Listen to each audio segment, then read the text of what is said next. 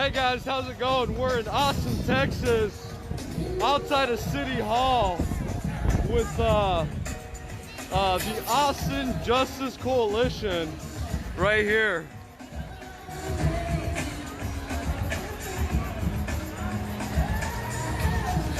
This is a march for Breonna Taylor, the individual who was killed in, I believe, Louisville.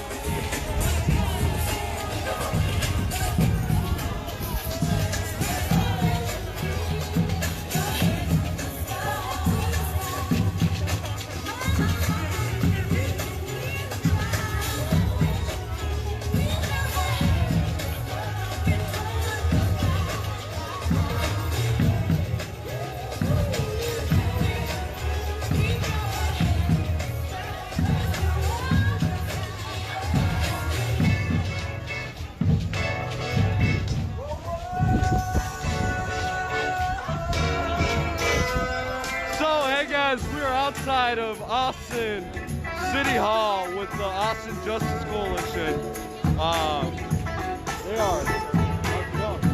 They are asking for justice for Breonna Taylor. I got here about 30 minutes late. It has been a minute since I've been able to come out, since I've been working to make myself enough money to keep myself financially stable. But and I won't forget, and I really love you. You should know I wanna make sure I'm right, girl, before I let go. We've had our good time. That's it.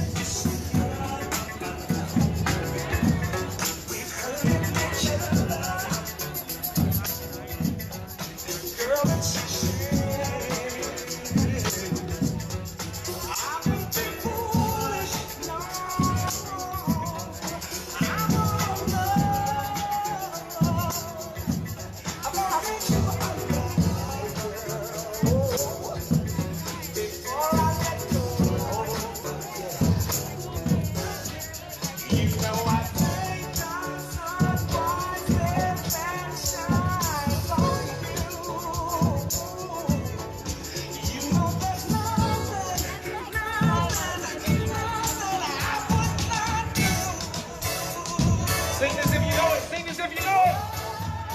I want to hear everybody sing this if you know it. Before I get you. Okay.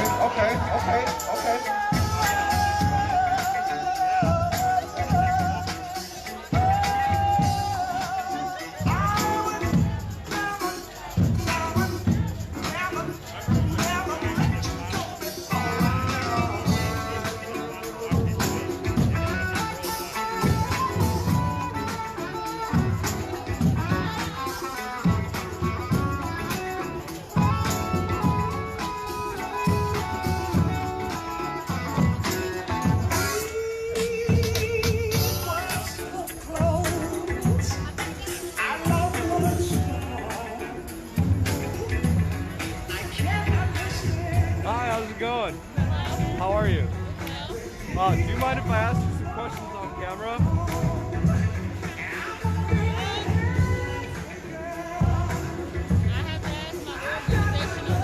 I see. No, no worries.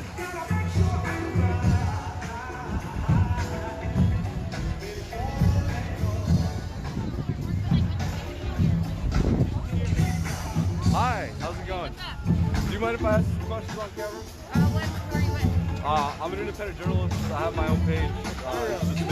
ImHiram.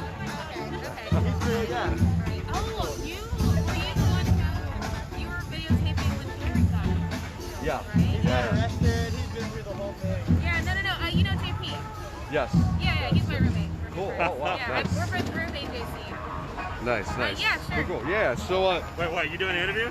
Yeah, you No. Not this guy. oh, you don't feel comfortable? Alright, we're sit down. No worries. Is there any particular concern? Is there any particular concern? No, I just know. I know who watches your stream. Yeah. Yeah. All kinds of people. It's public. What? Yeah, it's public, so pretty much everyone. Yeah, you can be here, but I'm gonna tell people not to talk to you.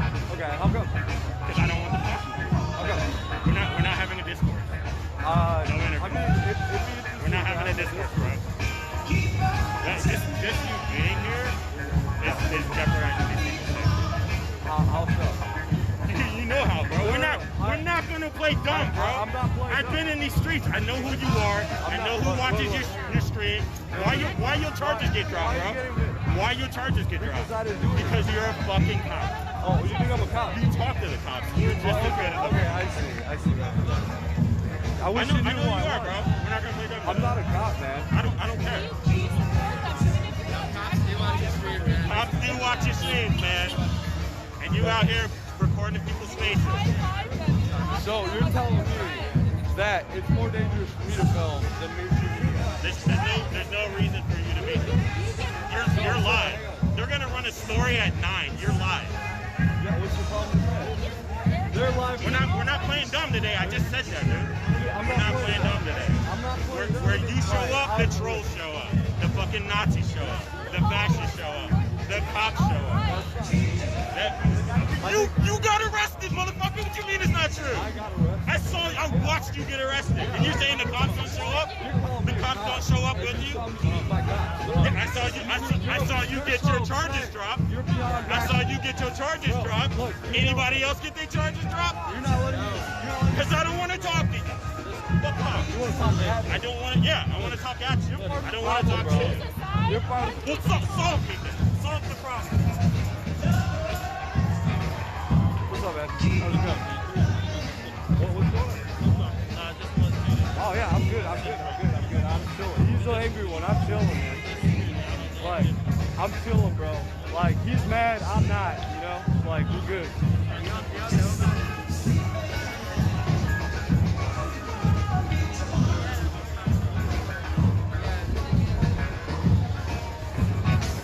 So, it seems like a member of the Austin Justice Coalition feels upset about my filming, guys. Again, like, there's a lot of people that are mad, you know, that feel like what I do puts them in danger for whatever reason, and they get really upset, you know, and right now it was almost like, you know, getting pretty tense. I was trying to, you know, kind of talk the situation down,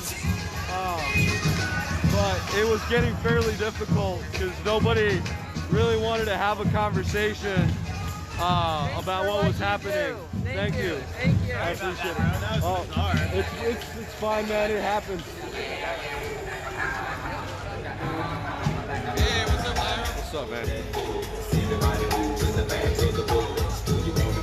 Strong with bulls. We the type of people make the club get full. Push that force. Everybody move to the back of the bus. Do you want to bump and strong with us? We the type of people make the club get full. Many a day has passed, the night has gone by. But till I find the time to put that bump off in your eye. Total chaos for these playoffs. Thought we was ass. They were taking another route to represent the dungeon fam. Like Ray Day, me and my nigga decided to take the back way. We stabbing every city, then we headed to that back. Hey,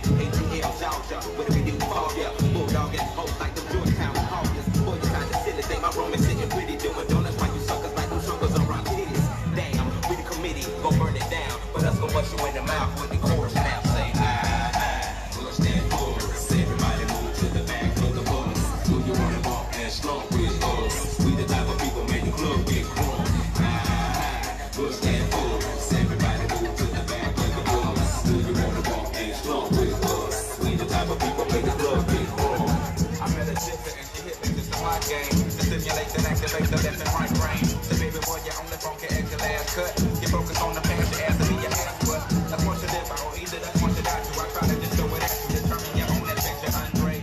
Got to a station, it's my destination. She got off the bus, the conversation, linking in my head for hours. Took a shower, kinda sour, cause my favorite group ain't coming with it, but I'm with you cause you're probably going through it anyway. But anyhow, when it died, went on out and bought it, cause I thought it would be jamming, but examine all the walk it, staying in it costly, but that's all shit. Broke in, I hope I never have to go to that road of shit's free, it's sweet, it's the last hope that I wanna hear when I'm going down. When all said and done, and we got a new show in town. When the ring of play, you keep the skipping and slowing down. All y'all can say is them niggas earning the crown, but until then, push and pull, everybody move to the back of the road. See you on the ball and strong with us. We the type of people make the club be push and pull, everybody move to the back of the road. See you on the ball and strong with us. We the type of people make the club be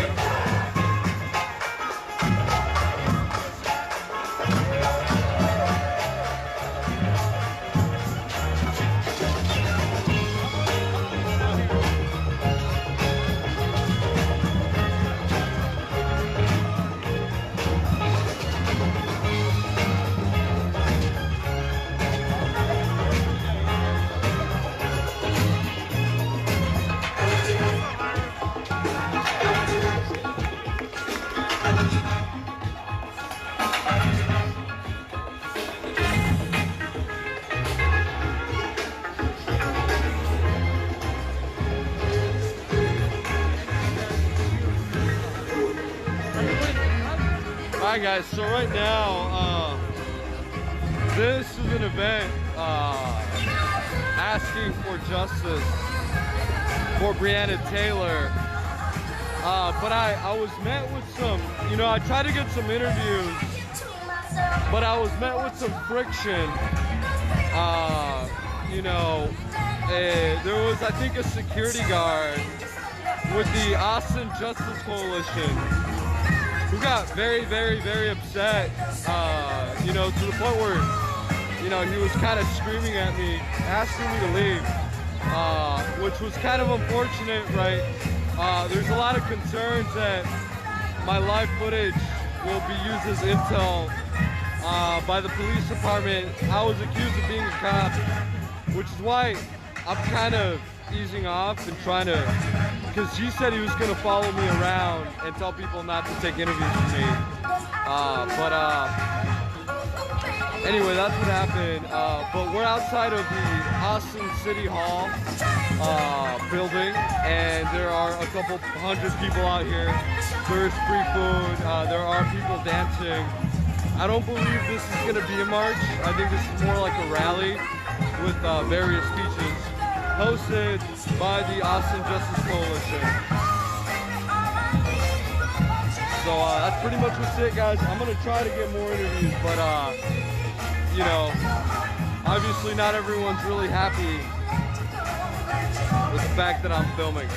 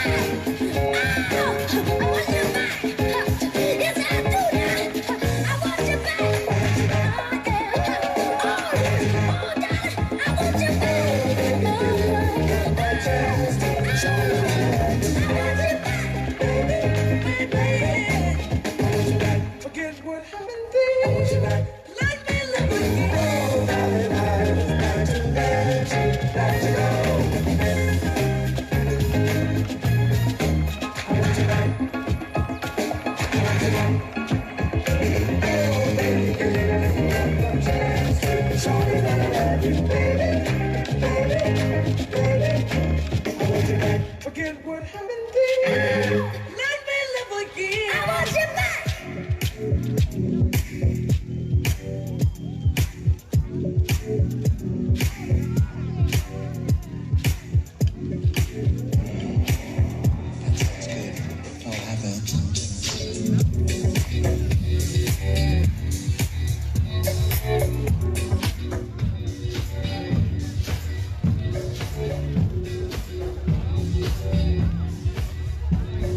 You know, it starts to get interesting when, like, you know, the concern at a public family event of me being live is still there. I get it when, you know, people are doing things that might get them incriminated, but this is literally a family event. So, I mean, I don't know what to say, man. Like, you know, I just think these people have a vendetta personally against me more than anything else. But it doesn't matter. We're out here outside of City Hall in Austin, Texas, with the Austin Justice Coalition. They are having a dance party right now. There's a lot of mainstream media out here. There's a lot of press. There's a lot of, you know, individuals. There's about 150 to 200 people outside of the Austin City Hall building. Most of them eating the free food that was provided. Some of them dancing. Just kind of having fun, honestly.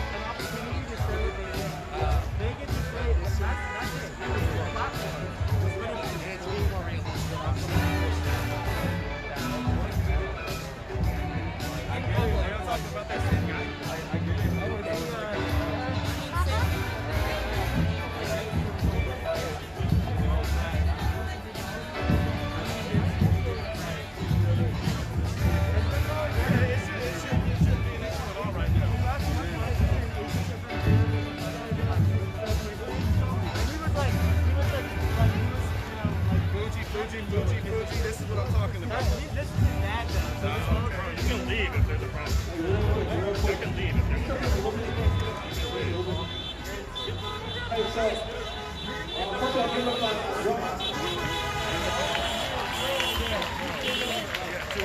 Are you guys all together? This is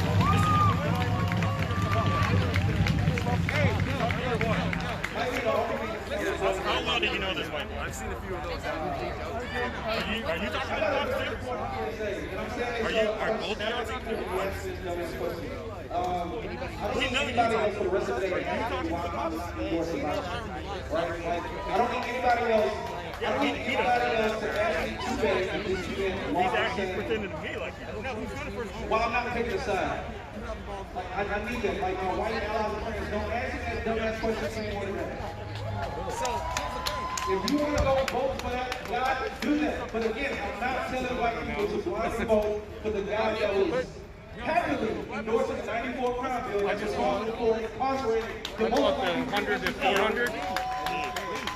I got it for 750. Oh, wow. So it So was like, please don't answer that question. That's less than half what? So Yeah. And instead of it asking was black new. people why we feel But like it so, came don't down answer just these in every questions direction. anymore. Now you're from this movement. You're wearing fucking boots. You are on the get your finger out of my face. Get your finger out of my face. Your fucking nice guy persona is not working on me. I'm not nice right now. That's what I'm saying. Do not go to the personal people thinking either one of those people will be your savior. Stop asking me that. Don't let nobody understand. Talk somewhere else. Talk somewhere I'm else. sorry, because we got people that stop asking me why I'm not endorsing Biden or anybody What are you here for? that's trying to be the person in the White House. And then threaten. What did I threaten you with? What did I threaten you with? What did I threaten you with? You know this guy? Black folk, am I justified to say what I'm saying?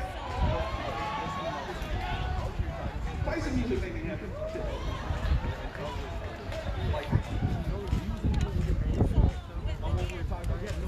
After this song, we'll get started. I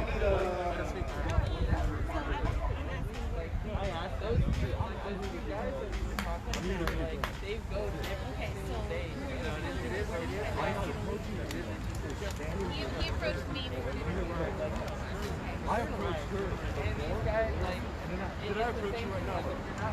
No, but he said we're not doing interviews and like we're not supporting your channel. But did I push? So she's made she's a part of ABC and this is she's saying that we're not supporting.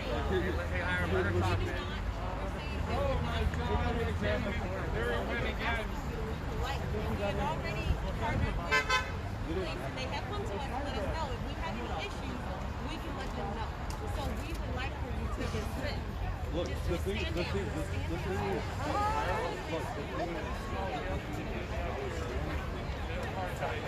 I wasn't pressing you, and you lost that time. We be talking about the most irrelevant shit, yo. How is that irrelevant? No, you didn't ask It's me. over. The story's over. Just get out of here, bro. That's it. The story's over, Come man. on, let's talk and have this conversation. So what is it that you need? No, I don't need any. What about you? With Martin Hoss, you wrote Black Mountain House and give it up. And I was like, oh, all right, I won't interview you, but I didn't. I sat down to talk to some of the photographers. I was talking to some of the photographers. And then Today, he just again, we're going to try to center black women and told, because not we're on told the me, table. but told and the poor other folks photographers. because I don't know why. there's not enough center in the poor folks in He the was country, just in the upset world, because we really. were having a conversation. 30 Also, I want to seconds. apologize for my next question is really It makes no sense to me. You know what I'm saying? Like, it was, I mean, I know he's upset with me, but that's why I kept my distance. You know what I'm saying? Like, that's why I wasn't where he was. That's why I was standing here. I'm going to stand here. Okay, you could. I could Just stand to, here. Yes, I'm saying you could to keep it peaceful. I Let's can, just but not- like, I didn't approach him. I don't think they want you to stand there. I think they want you to leave. I didn't approach him. It's the problem. You know what I'm saying? He But approached it's me. not that. But Like, it is that. It is that. It's not. Because like, What we're asking is that we're not wanting. People believe that your content is problematic. I didn't know that. But it's not though. Hey, don't walk And- around her like that. You good while you in, bro. like this is a space primarily for people of color, black people. And right now, there are people of color. I have people of color. Okay, I'm talking black. Like, Like we're here for black. You don't understand that. I mean, I understand. I No, you understand. don't. Look. I understand, but I don't understand what's problematic about what I do. And he doesn't want to talk They've about it. outlined it. No, you didn't. He didn't outline anything. You just told me to think. I mean, did you call when we had a productive conversation? I don't. You know what? You can talk to Chad. I'm good friends with Chad. For God's sake. I just supported party. Let's just keep it peaceful, okay? Let's do the right thing and just keep it peaceful. That's all we're asking. So if you could, look. not approach I him. definitely approach him. But you're over there, so let's just not be over there. So, give me, what good is this that you're away from? This It is doesn't fine. get me. Where you're at right now. No, is I mean fine. like from him. No, Because where you're at the right now is problem, fine. If you can stay right here, you're fine right here. But the you said problem- you wanted to stay here, so you can stay here.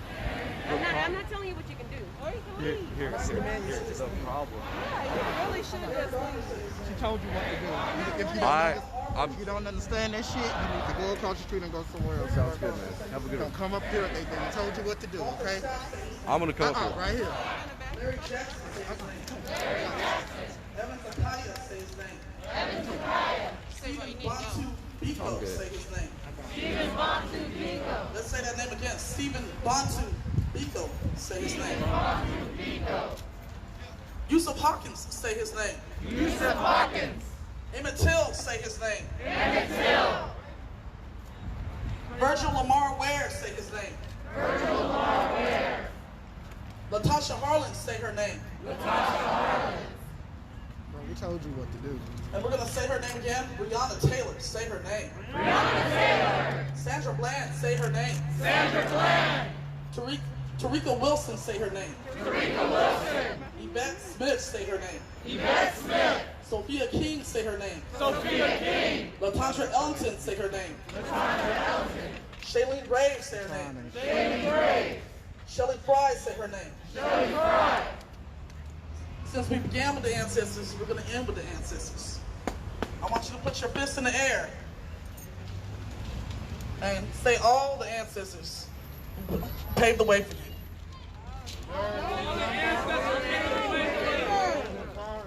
Say all the names. Rosa Parks, your grandma, your aunts, your nieces.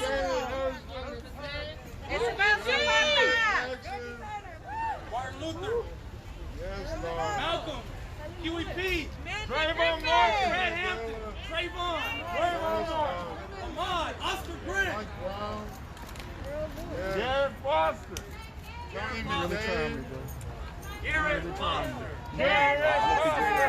Mike Brown, Malcolm X, Dude, I'm gonna keep trying you all day. Martin Luther King, Rosa Parks, Angela Davis, Irene Morgan Kirklady, Atiana Jefferson. Drop this fucking camera. Tatiana Jefferson, I dropped this fucking I know there's some more names than that. Here, drop my cat. Here, Oscar drop my Grant, cat. Here, drop my cat. I don't need you to be scared. Jacob Blake, Jacob Blake, Scary, bro. Javier Abler, Mike Ramos, Mike Ramos,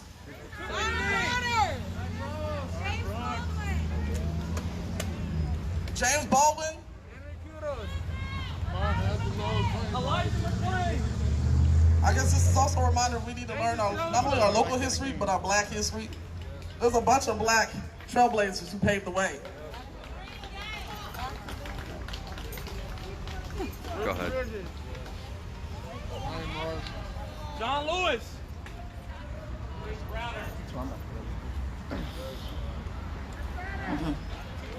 With this, we're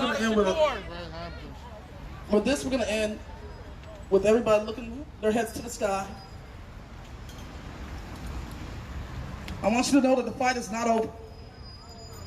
I want you to make a commitment to dismantling systems, eradicating anti-blackness, fighting against race. Don't only put the burden on black folks, but also join the cause too. And with this, I want us to say, Black Lives Matter. Ashe.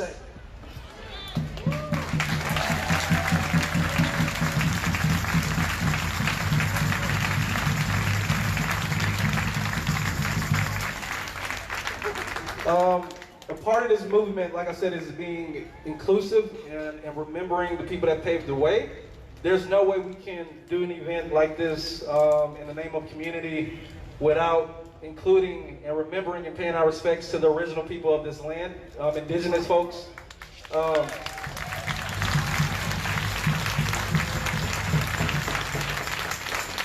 I think when we talk about senseless murders and bloods being spilled, we cannot forget really the erasure of Native Americans and indigenous folks. So I have some of my brothers and sisters of the original people here today. They're going to help us ground this event and help us remember why we're here and keep us centered. So when people ask me stupid questions, I don't go off my chakra. So yeah, let's just. And I want to invite people to move in a little bit for this, socially distance apart. Of course, like come in, come on, we can come in, y'all. This is not a stage. We're here in community together.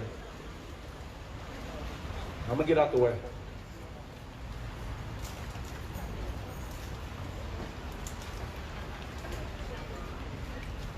Amanam, hello, Piali.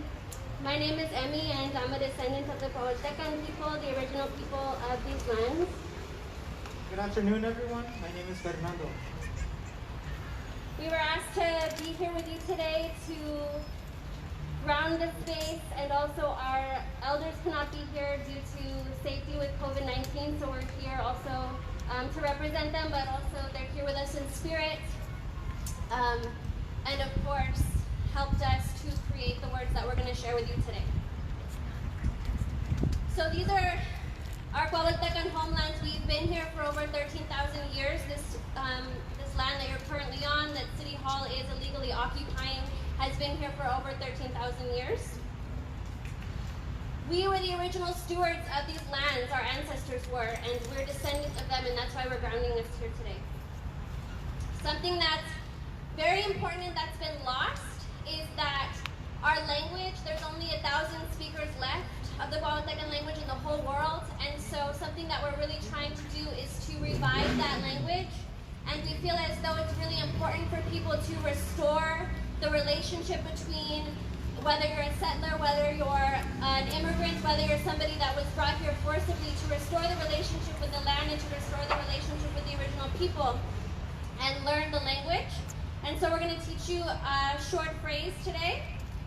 So when I say amanam, your response is yomanam. Amanam? Amanam?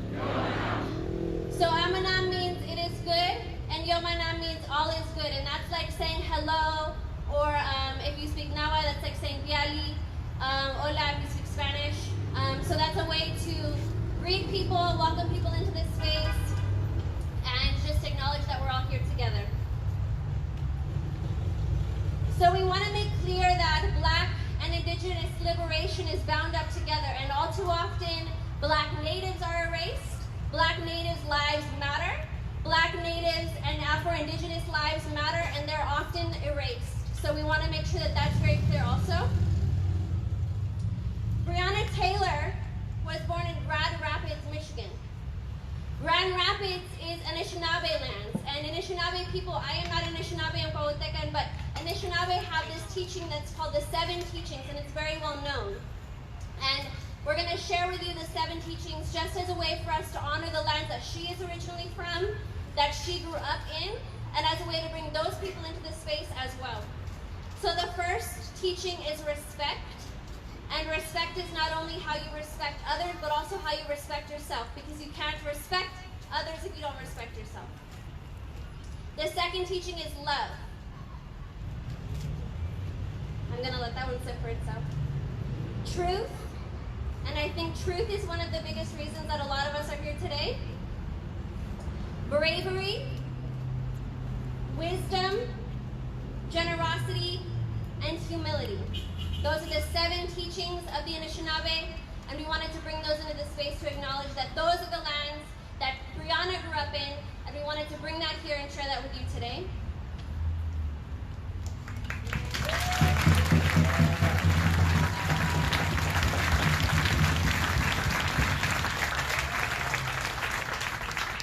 And it's in the spirit of Breonna Taylor's homelands that we ask you to help us here on Kwawi-Tekan homelands. Because white supremacy does not respect Black and Native lives in life or in death. The University of Texas at Austin is currently illegally holding over 2,000 of our ancestors' remains at the J.J. Pickle Research Campus. Some of you may be already following our struggle already, and thank you. UT says that these remains are culturally unidentifiable, that we would have to prove that the remains are Kwawi-Tekan. Well, Kwawi-Tekan people have been here for over 13,000 years, and this is proven by archaeological research, even by the colonial institution.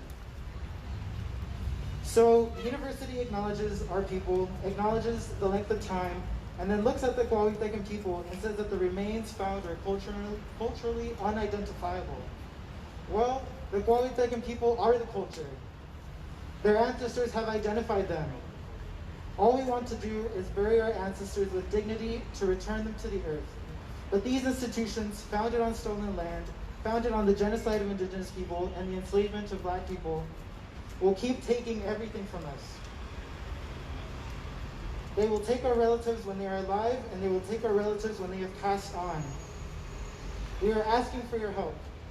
Something that you can do today is write to the president of UT, Jay Hartzell, to say that you stand with the Kwawi-Tekan people in our request to have our ancestors returned to us.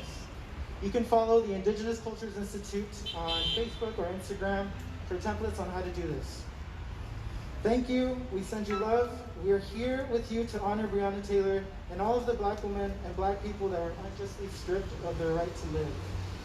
Black lives are sacred. Yomanam. Ometeo.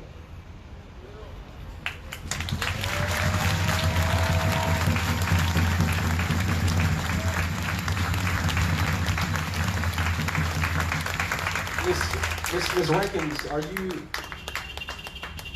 So, like I said, today we are definitely here to honor and pay our respects to Breonna Taylor, Black woman that was killed by police in Louisville. But today I also want to share the space and bring in the name of Morgan Rankins, who was a Black woman that was killed here by APD. And I'm gonna let Miss Maria Rankins tell that story. Thank you so much for being here today.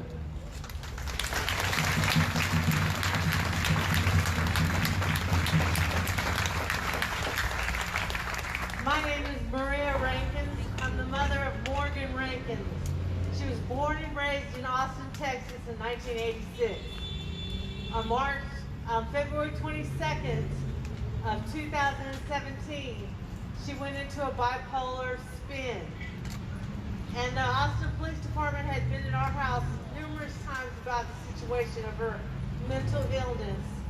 And they said that they hadn't when they shot her. My daughter was driving through the city erratically, and they said that they feared for their lives. And when she crashed her car, she got out.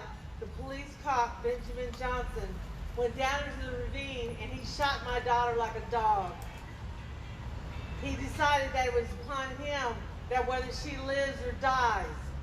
At first, they thought she was a boy, because she's a gay young woman. But then they decided it didn't matter that she was a boy or a girl, they were going to just shoot her. And then when Manley came to the house, he denied the fact that he had ever been to our house. They denied the fact that they ever heard anything about her mental illness. They denied the fact that they were responsible for the death of my child. So defunding the police, they need their money taken away from them unless they do what they're supposed to do with it.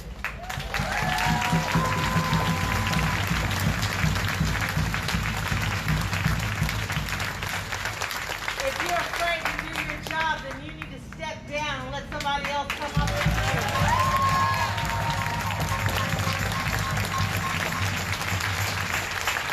And until we're all respected for the color that we are, the sex that we are, and with being poor, gay, then it's not going to be anything right. We will stay out here until it's over.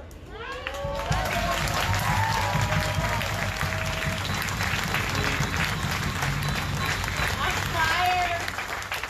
tired of hearing about other women that get killed every day. Breonna Taylor, we are going to be here for you, girl. Just like we were for you, we're going to be here for Morgan Rankins. Black Lives Matter. Black Lives Matter. Say her name, Morgan Rankins. Morgan Rankins. Say her name, Morgan Rankins. Morgan Rankins. Thank you.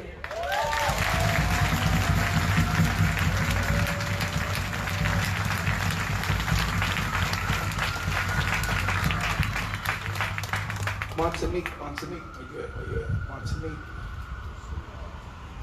Oh.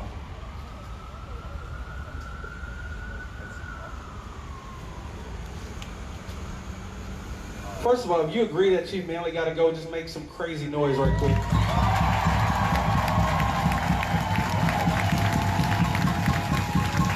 Y'all can get louder than that.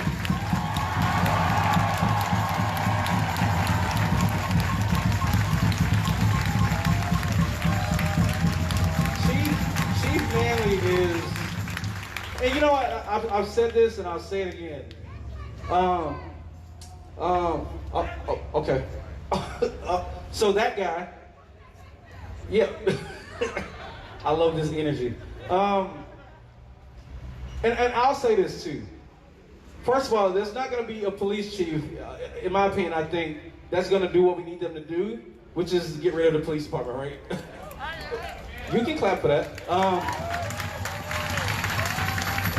But Chief Manley he doesn't get it, right? He doesn't get that people do not feel safe when we call 911 and APD shows up. Like, we don't feel safe. And he doesn't get that. And he had his little high school militia terrorize these peaceful protesters back in May when people were just practicing their first. And okay, there we go. Right? So like he's constantly terrorizing people that are peacefully protesting. He's constantly sending out his dogs to terrorize people in their own neighborhood. You just heard about Morgan Rankins, right? If you get time when you go home, do some research about Sophia King. Let's not forget David Joseph, right? These are all people that's been under his tenure. If you've got a little bit more time, go back to 1995. APD had this incident where they showed up to a teenage pool party or something like that, pulling guns on teenagers and kids. APD has been terrible for a long time. So why would we imagine that somebody within the APD department can lead the department in a new direction? Now, all cops are terrorists, absolutely. I'll give you another thing too. I'm sorry, Montanique. I'm gonna introduce you in a second.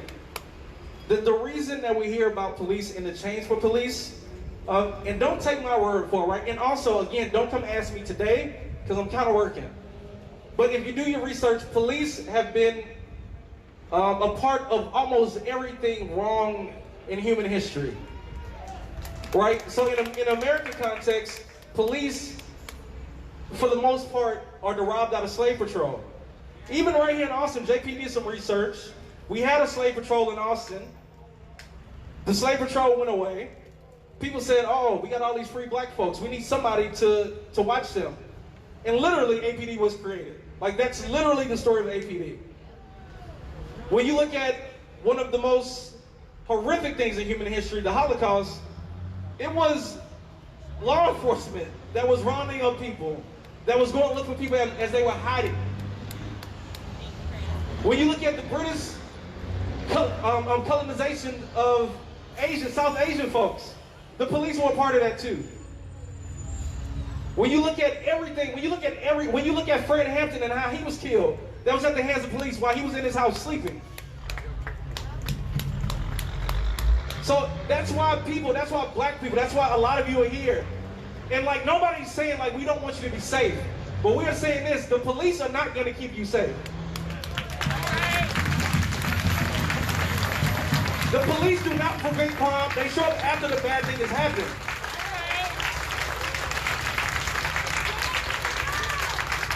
So we have to really start criticizing like some of this shit that Trump and everybody is saying. The police do not keep us safe. If you're black and you call 911, you automatically become a suspect. Or if you're poor, or if you're a person of color. Again, the only way we can get to a world where we don't need police, in a world where true safety is the people that stand in the right and left of you and behind you.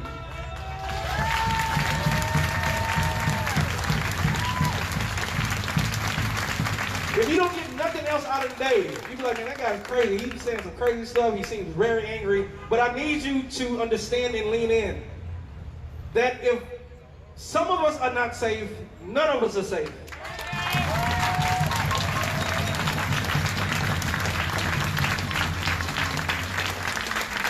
And that's what it's all about. That's why we have to keep coming out here. Right? Like a lot of you are going to go home today and pat yourself on the back because you did a thing. Not mad at that, that's fine. But the reason I've been doing this since I was 18, because people still do not feel safe. We still have people in prisons. And once we understand this, that our greatest resource is one another, like that's literally our greatest resource. And yes, people, like even in this world without police that I'm trying to paint, people are still gonna do wrong. But instead of punishing them, how do we lean in and love them harder? Right now we have a system that somebody messes up, we put them in a fucking cage and expecting them to heal.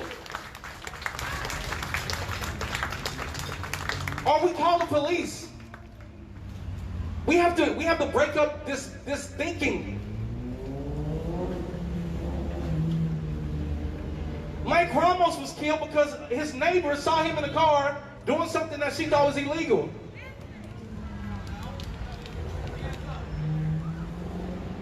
David Joseph was completely naked and killed. Morgan Rankins, you just heard from her mom, she was going through a mental breakdown. And we sent police to this. I have a bright idea. How about we send people that actually know how to deal with people that are going through mental health crisis?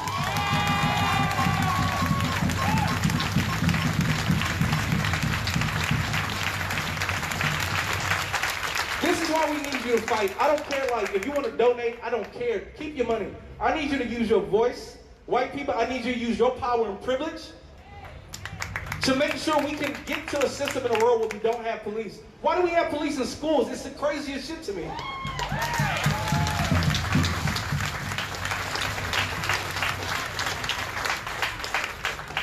Yeah, I understand all that. School, yes, school to prison pipeline, but it's also us. Why are we not questioning these things? I don't have not one kid, I don't think I have any kids. But that doesn't mean I can't care about the kids in my community. I'm not a woman, I don't identify as a woman. But like I said earlier, I'm gonna fight to make sure women get paid equally for doing the work that they do better than most men.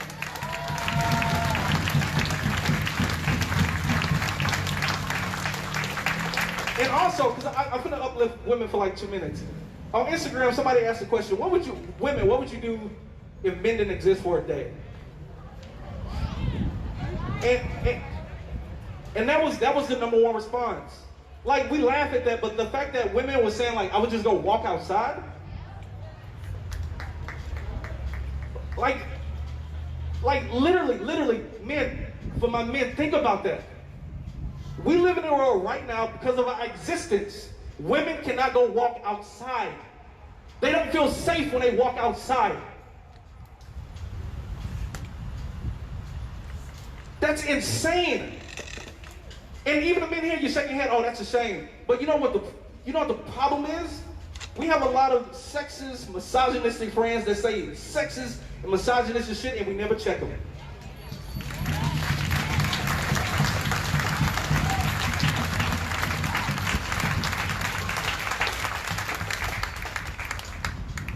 And again, and I love you all, but I guarantee you, the men here that work at a big company where women are not getting paid equally, when was the last time you went and talked to the CEO and sent an email to the CEO or went and talked to HR? When was the last time we did that?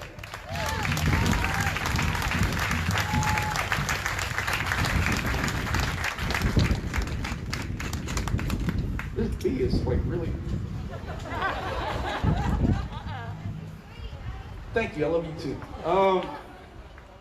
So yeah, like how do we get to a world and like, that's the revolutionary part, right? The revolutionary is like the revolution is not tiki torches and bows and arrows and guns. That's what they want you to believe. The revolution is really doing the inner work on ourselves to make sure we're not only smashing the patriarchy and racism on the outside, again, we have to do it on the inside.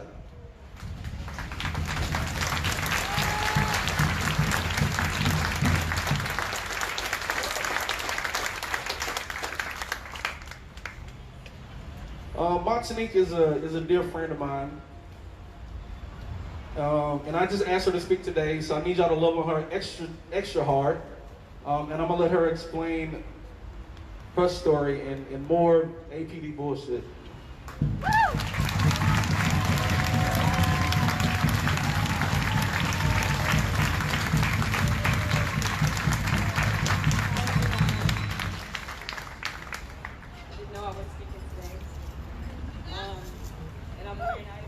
My shirt. My name is Montanique Monroe. I'm the daughter of Paul Monroe. My father was killed by police officer Stephen Deaton on April 15th, 1993. My father was allegedly involved in an armed robbery, and Steve Deaton claimed that he feared for his life. As my father approached him on April 15, 1993, my father was given demands to drop a duffel bag that he was holding, and my father dropped the bag. He was given demands to get on the ground. And before he could get on the ground, Stephen Deaton shot him. There were 2 other police officers there that night that did not fire their weapons. I'm a photojournalist here, and I've been on a quest to tell my father's story, and I finally had the opportunity to tell his story. And through that, I have combed through a 50-page incident report detailing the police account of what happened that night my father was killed. The other 2 officers said that my father's last words were, "I can't see, I can't feel my legs, I can't breathe."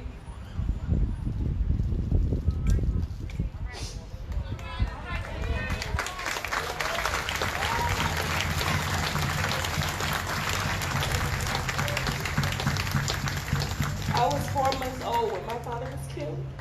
And today, the man who killed him is still hurting people. Stephen Deaton made racist Facebook posts. He posted a picture of an NFL player lying in a pool of blood with his knees cut off by a white elf, and above him was the American flag. And his caption said, "This is what happens when you kneel during the national anthem." He also made sexist posts alluding to the day rape and sexual assault of women. And just a few days ago, local news said that he was giving out gift cards to police officers in Williamson County for using force, including the officers who killed Javier Ambler. This man served more than 26 years with Austin Police Department, and I can't imagine all the people he's hurt since he killed my father. I want my father's death reinvestigated.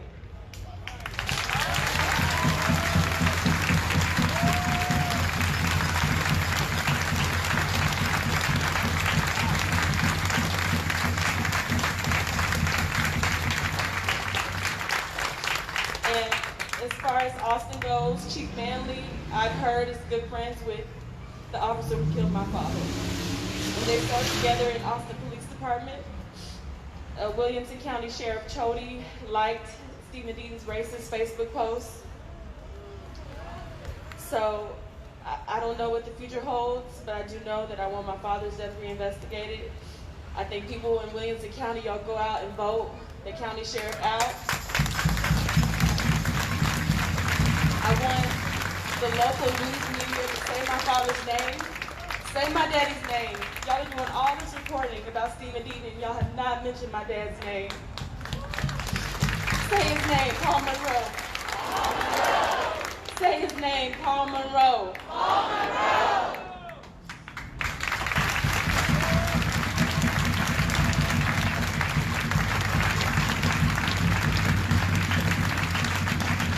One more time, Paul Monroe.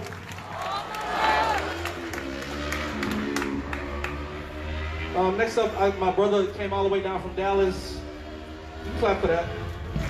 But not for Dallas, for him. Minister Dominique Alexander is a frontline warrior in Dallas. They are currently going through their defund police budget fight, so we stand in solidarity with them. Come on, Dominique.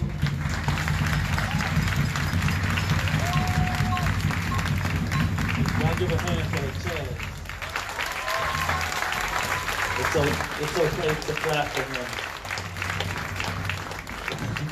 I also want to say knowledge to the Austin Justice Coalition staff and members and volunteers, you guys, for this awesome event and the partnered organization. I also want to, I see my good sister Margaret Hall with BLM Austin. It is, you know, it's a great joy to come and just support. It's important that in the state of Texas that we support each one of us. And, you know, when Chaz called, or any activists across this state of Texas or United States, we drop everything and we come, because that's brotherhood, that's sisterhood, right? And yet this oppressive system that we fight, it's important that we understand that, because these police unions, whether they're nationally, local, or state, and I hope that these state people just stay in Austin, because I hate when they get involved with DFW stuff, but at the end of the day, it's important. It's important that we let Governor Hot Wheels know that no matter what he tries to do to violate the state constitution, he can go to hell. You know what I'm saying? It's important. Just recently he said that he's going to take the Austin Police Department under the state funding. Well, just go ahead and do it, damn it. You know what I'm saying? Just go ahead and do it. But at the end of the day, we fight against a regime that, first of all, they like to fearmonger to people. They like to say things that they can't even freaking do, right? You get what I'm saying? It's like, do the people in the state of Texas know the actual Texas Constitution and the United States Constitution? You get what I'm saying? You can't freaking do it. But guess what? How many actual media throughout the state of Texas did their investigating journalism and said, Governor, you can't actually do that? Not one of them. But they reported it. And they sent it to our local city councils about this. And I had local city, and I felt, you know, I felt the same way Chaz felt when somebody asked about Joe Biden. And I had a council person say that, and I literally went off. You get what I'm saying? It's like, why are you coming to me for something you swore into the Constitution? Do you know what the hell it means? Do you know what it says? There are state laws. That shit won't even make it out of the House. Important that we flip the House in the state of Texas, right? We got 8 seats. We got 8 seats, y'all. 8 seats, and we out of, you know what I'm saying? We flipping it, you know. So at the end of the day, I do wanna piggyback on my brother, and I say this real quick because we are in we're in a moment where so many black folks and so many people felt like racism was a thing of the past. And yet at the end of the day, when we had Barack Obama, yeah, we had a black president, but it was still here, it was still in existence, right? And after all of those things and those attacks, how many times they called Michelle Obama a monkey, Yet everybody sat oblivious to it and they thought it was just gone, you know? And then this guy named 46-1 come in office, and then we get an old case of remembrance, right? It never went anywhere. It never freaking went anywhere. It literally destroyed black communities. Why y'all thought it went somewhere.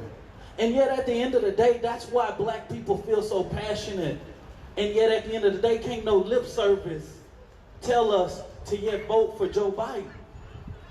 Yet at the end of the day, we want responsibility, because guess what? My father did 21 years in prison.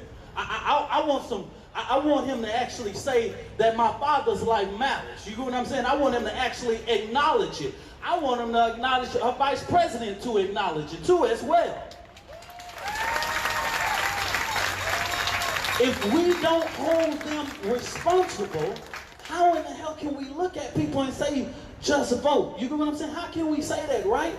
Yet at the end of the day, Kamala Harris, when she was the state attorney general, was fighting the damn Supreme Court that was telling her to release people. And yet, oh, we're supposed to just go vote. Let's go. It's good. No. Those destroyed black men in America. It destroyed my race. And yet, in DISD, in the state of Texas, the #1 lowest statistics in state schools is what? What race? What gender? The black man. And you tell me, hey, oh, let's go vote for Joe Biden. Let's go. No, damn it. No. Because I want you to be just as responsible to that party and making sure that you hold them accountable for it. Because we remember those words called super prep, right? So when we get in these moments like this, when people was telling you ages ago, now let me say this quick. I do believe that Donald Trump is the greatest threat to American democracy right now. And yet at the end of the day, he's not destroying, he's literally destroying our history, our ancestors, what they fought for, Dr. King, Malcolm X, so many Fannie Lou Hamer, Shirley Chisholm, so many names. Yet he is destroying that. And yet I believe that every time black people have fought in this country, they have opened the doors for everybody, even the white woman. And it's a good segue to this, right? Even the white woman, okay? It's a good segue why we are here today with Breonna Taylor. And yet at the end of the day, while we fought for those liberties, we are still fighting like hell to make sure that black women are protected in this country. We are still trying, and yet at the end of the day, everybody's gotten justice and different things of that nature, and yet Breonna Taylor's killers are still walking the street. They're still doing whatever they want to do. And they killed this girl. They murdered her. Just this week, I had the opportunity of meeting Morgan Rankin's mother. There was a big exhibit inside of Dallas where there was a memorial, and I had the pleasure of meeting her. There are so many names, y'all. And I tell my staff all the time, yeah, give it up for NGAN too as well, my staff that's here and members. I tell them all the time, I'm getting tired of putting Justice For in front of somebody's baby's name. I'm getting tired of saying a new hashtag. I can't even keep up with the names, you know. My staff has to remind me every time saying, hey, you fought for them in 2016. The names are overpouring. It's almost like we got PTSD because it's countless names. I can't even remember them. And yet at the end of the day, we sit so comfortable. So I'm so grateful for this rainbow coalition that I see out here. But at the end of the day, I hope that one thing that you remember from this situation is that Black Lives Matter. And when you say Black Lives Matter, I want you to tell those oppressive systems to get their thumb and get their foot off the socio-economic element of our communities so that we can take back our communities. We can fund our damn communities. We can make sure. See, the black community told showed them how to do social economics in their community. They showed them how to turn electricity. They showed them how to grow crops. And yet at the end of the day, they have destroyed that in our communities. And they say places like Chicago, and they say, well, why is Chicago dealing with all of the crime that they dealing with? I said, well, let's have that conversation then. I said, Chicago has 13,000 officers, 4,000 officers more than Los Angeles has, right? And every year, instead of somebody did a bad policy, yet said that we need to hire more officers in our community. So every year, instead of them paying for schools, social economics, social centers, and community centers, they have to pay a balanced budget of $1.6 billion to pay for those officers. And yet at the end of the day, nobody said about Hiram Emanuel when he closed six schools in the south side of Chicago, right? He literally swiped away about $50 million that was funding community centers in our community. And yet at the end of the day, everybody want to come to us and say, what about black on black crime? Well, let's talk about it. Get your foot. Get your foot, get your foot, get your foot, get your foot, get your foot. I want y'all to know that Black Lives Matter is just not about these oppressive policing. We're trying to make sure that we can live in our community and that the tax base of our community is invested back in our community.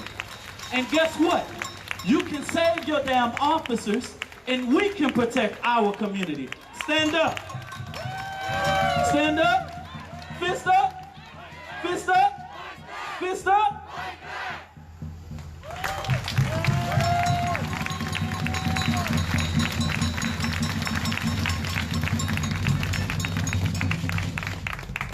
Give it up one more time for Dominique, my brother from Dallas, Fatima. Another thing, we can't forget the people that have been on the front lines across the country. We had, I believe, over 100 days of protests. So shout out to all the people that have been on the front line, Black Star Collective, Mike Ramos Brigade. So we also want to share the space. And also, while I'm saying that, let's take just one moment to remember Garrett Foster, who is the true definition of an ally and co-conspirator and lost his life protecting protesters here in Austin a couple weeks ago, a month ago. Let's make some noise for Garrett Foster. Give it up, give it up.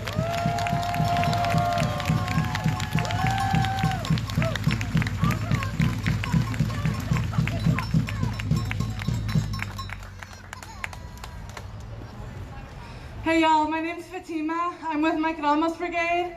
I just wanted to talk a bit about our demands.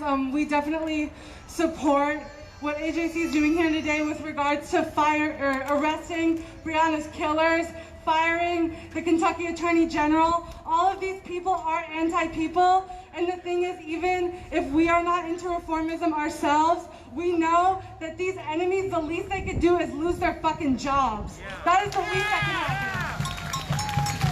So the Mike Ramos Brigade, some of our demands, we have 3 demands. The first one is to fire Brian Manley. He is anti-people to his core.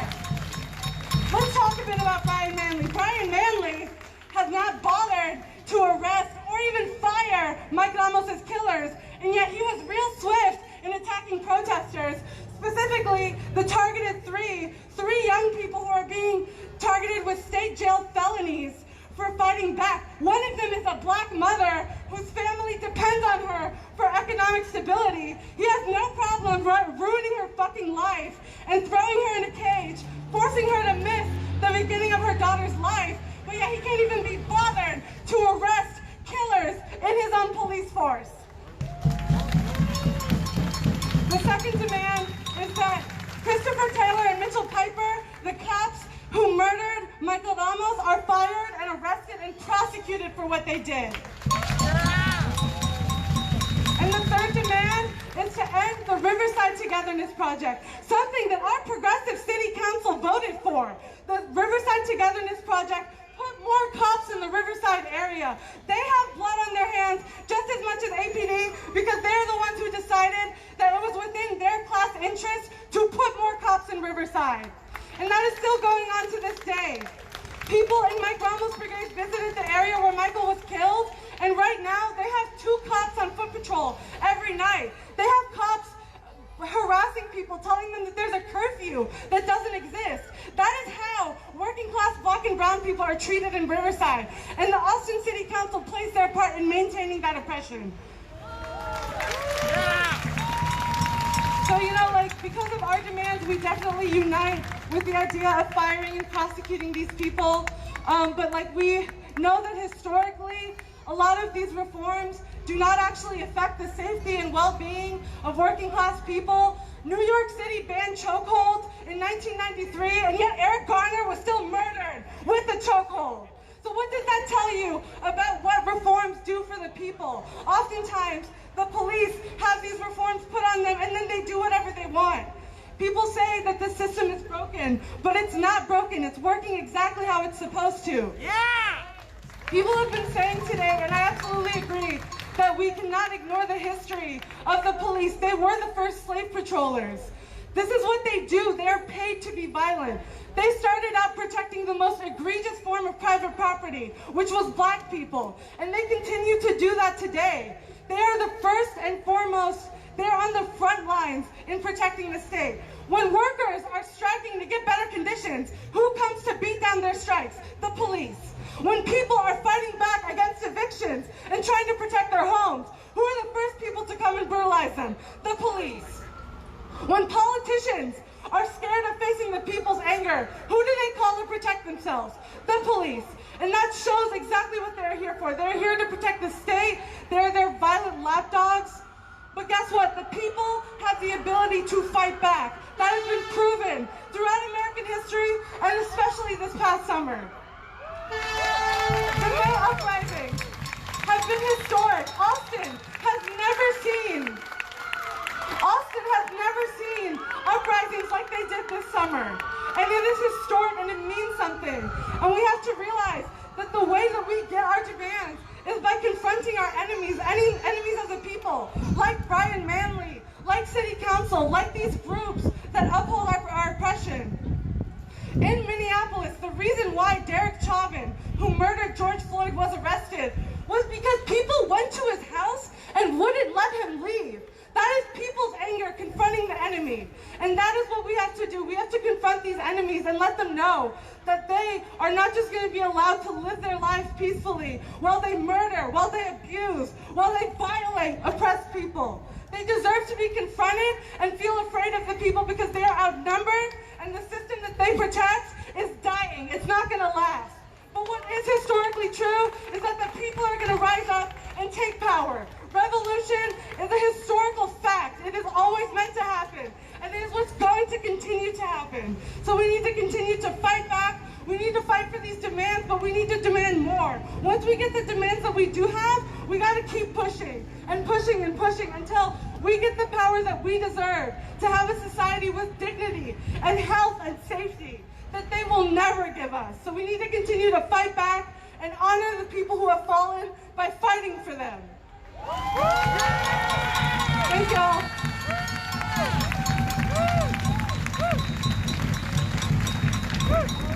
Let's say his name one time. Mike Ramos. Mike Ramos. And Garrett Foster. Another group that's been on the front lines, my brother King and the Star Power Black Collective. I got it right. All right, come on.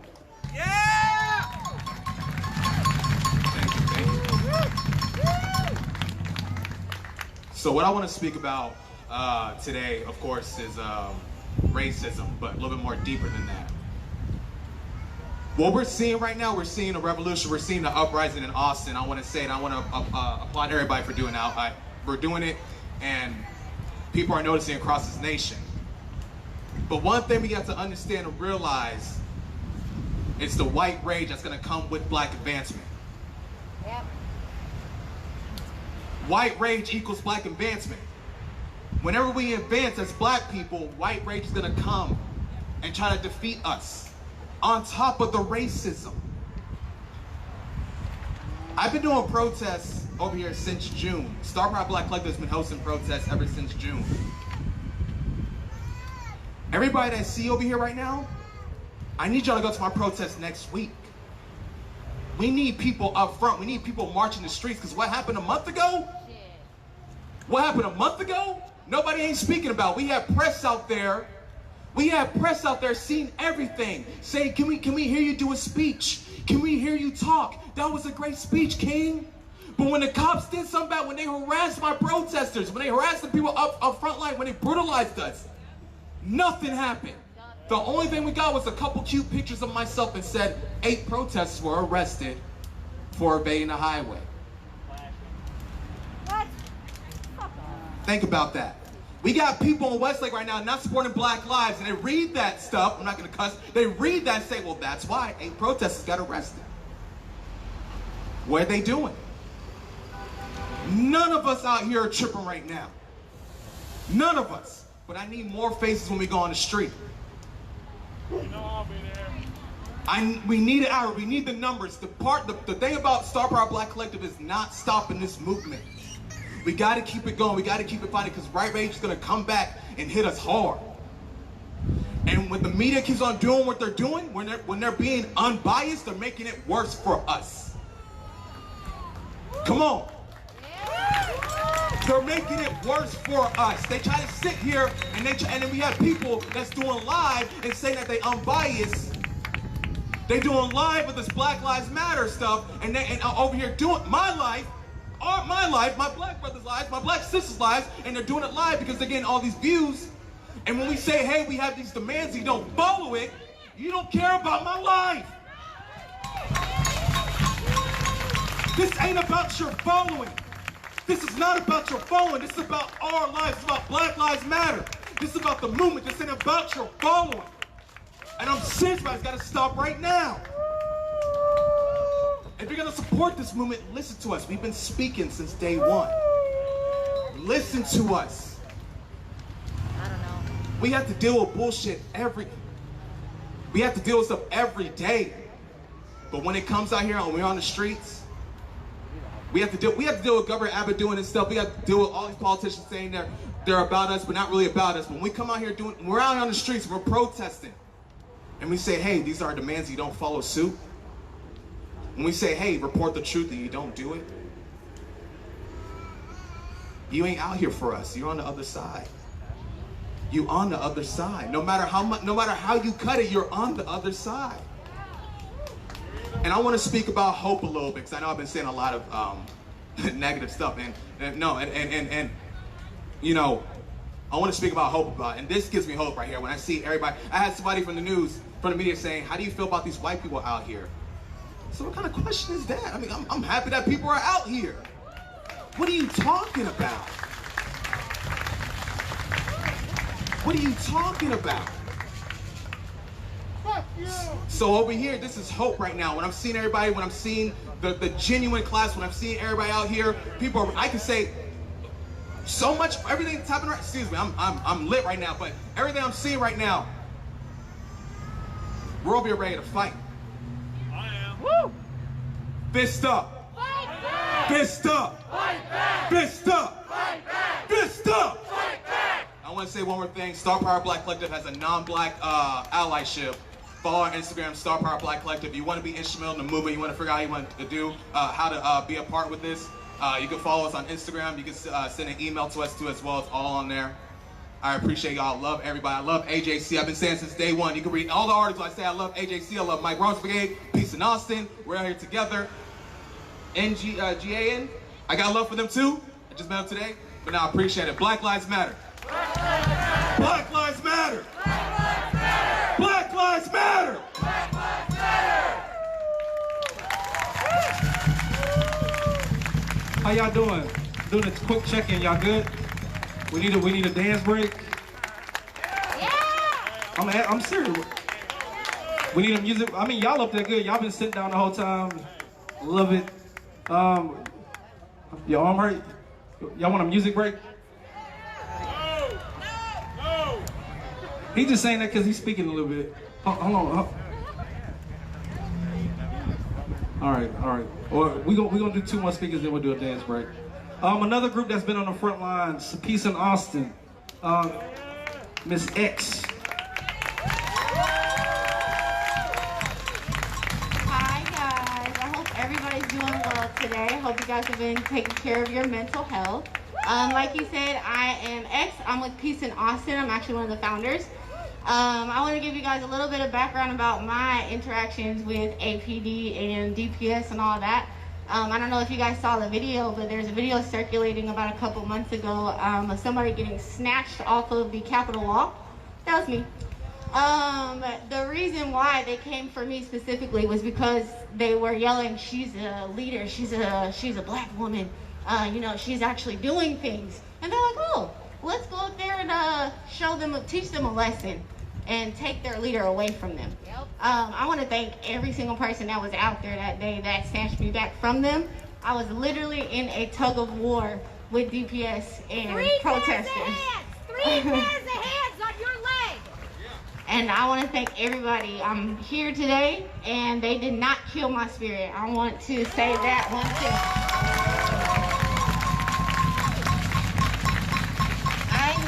I need one thing. I need more black women out here. I understand y'all are at home with your kids. I get that, y'all. But they are not understanding that your life matters. They're out here, all they see are protesters. They think that all we're doing is out here looting, guys. Peace in Austin, we did a 30-day peaceful protest out here, this spot right here. And we were peaceful, we partied, we talked to each other, we actually got to know our community, guys. And that's really what we want. We just want everybody to get to know each other. As a community, we have to start here. Like we said, the elections for the White House and all that, like you said, it's trash, straight trash, throw it in the trash, take the whole government and throw it away. But here, guys, we can make a difference. So I want you guys to vote. We need to vote locally, guys. They can make a difference. If you feel like that you can be on city council and you're of color, run. Run, guys. We need more people of color running, more people of color to represent us, guys. So, we are also the organization that, through the protests when Garrett Foster was killed. I know a lot of people were out there that night. A lot of you guys were out there, and the energy that night, it was heartbreaking and beautiful at the same time, guys. We were going home. The protest was done. I don't know what they're telling y'all in the media and stuff like that, but the protest was done. We were going home, and that car literally came up, drove up, and shot one of us. It could have been anybody. Unfortunately, it was our Garrett Foster. Rest in peace, Garrett. Rest in peace. I have one last thing with you guys. It is a chant. So I want you guys to repeat after me. I'm going to say the whole thing. I'm going to let y'all know. So it goes, 1, we are the people. 2, a little bit louder. 3, we want justice. 4, black people now. All right? Yes. So 1, we are the people. 2, 3, 4, black people now. Thank you, y'all. Peace in Austin.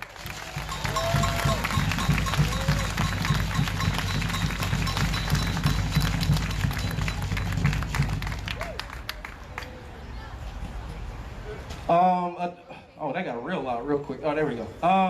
Another important thing, since we're talking about Black Lives Mattering and righting the wrongs of racism, or trying to right the wrongs of racism, we have to center the voices of black Austinites, black native Austinites, right? How many black people here are from Austin, like right now? Like, you're from Austin. So like 3, right? So as we talk about police brutality, we also have to talk about the economic brutality, which is gentrification, which has displaced black and brown people from their original neighborhoods and lands, right? Which is why I want to introduce a good friend of mine and one of the most proud black Austinites I know, artist, philanthropist, just an all-around good guy. He has a beautiful family. Charles Nook Turner Bird, ex-King Jr., representing the Black Austin Coalition.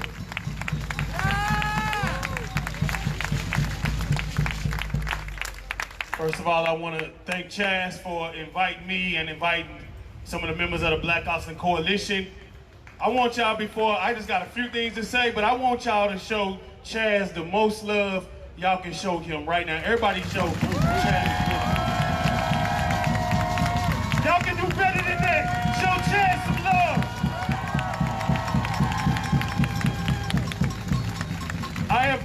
watch him stand on those front lines and get slaughtered by the very people that he fight to bring justice for. So I'm gonna challenge and task everybody here today, because I'm gonna give y'all a couple of commands and a couple of things that we gonna do. But I challenge everybody here today to make sure y'all protect Chaz Moore. See this right here, this little bullshit ass clap? Did y'all hear what I just said? I challenge everybody here today to protect Chaz Moore.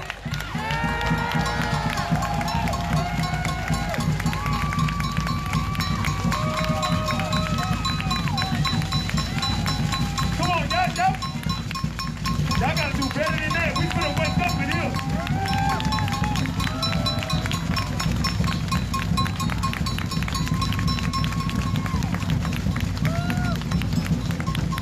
Now I'm gonna say this. It is our responsibility to protect and provide for our leadership. One of the reasons we're in the situation we in now is because we do not support and protect our leadership. And if we're talking about black people, there's countless lists of our leaders who have died. If anything happens to Chaz Moore, it's gonna be on everybody right here. So get on your job and make sure that he is good to do this fight. If y'all with that, clap one more time. I want y'all to understand that.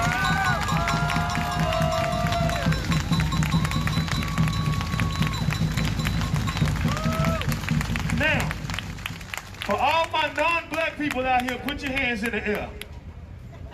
All my non-black people, put your hands in the air.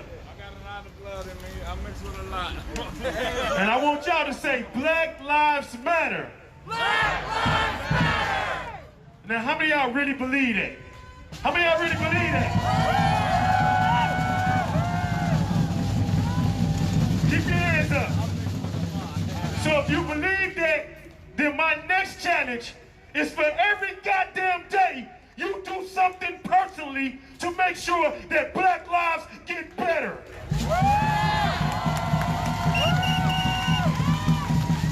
We can talk about it all day. We can do this all day. This looks very cute. But I challenge you to do something every day to make black lives better.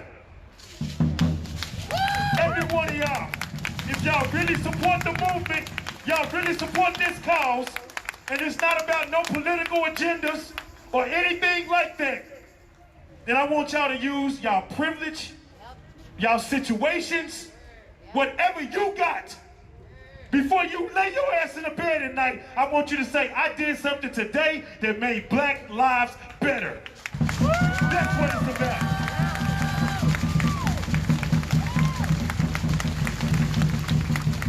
There should not be one more night that your head hit a pillow and that's not a motherfucking fact. And I'm saying that because I challenge everybody to do that. If y'all with that, make some noise.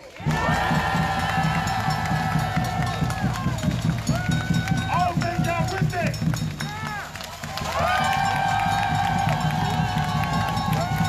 I still think y'all playing. Y'all playing. If y'all with that, make some noise.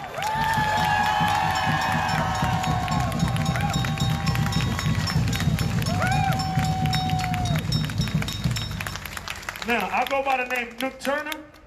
I represent an organization called Jump On It that fight for our youth.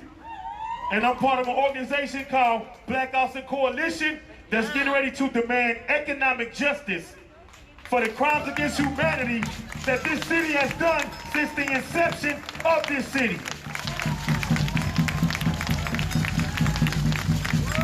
So if any of y'all out there are really serious about the command I just made about making black lives better, pull your phones out, put this email address in your phone, and just send an email to that address and say, I'm committed to making black lives better, and we will give you the instructions on what you can do to make sure that's a reality. It's BACcaresproject@gmail.com. BackCaresProject@gmail.com. If you're committed to that, then we're gonna fight. We protect our leadership, And we're gonna make sure that we make black lives better. I'm tired of us dying. I'm tired of going through this. I've been doing this for decades. And lastly, the message I want to leave to y'all is we have to get more proactive instead of always having to be reactive. It's time to get in front of the situation because we already know what it is. It sickens me to my heart to even be in an election year and we have to decide between Trump and Biden. The narrative between both of them, that is not even a real choice. The problem that I have with that we need to commit to now, changing that, is that we should have been able to put a candidate up there that represented us. So in getting proactive with that, we have to get ahead of the game and say, for 2024, who do we want in office? The Black Lives Matter movement, Austin Justice Coalition, and all the frontliners across the country, we need to put our own candidate in front of us and not let them pick who gonna whoop our ass.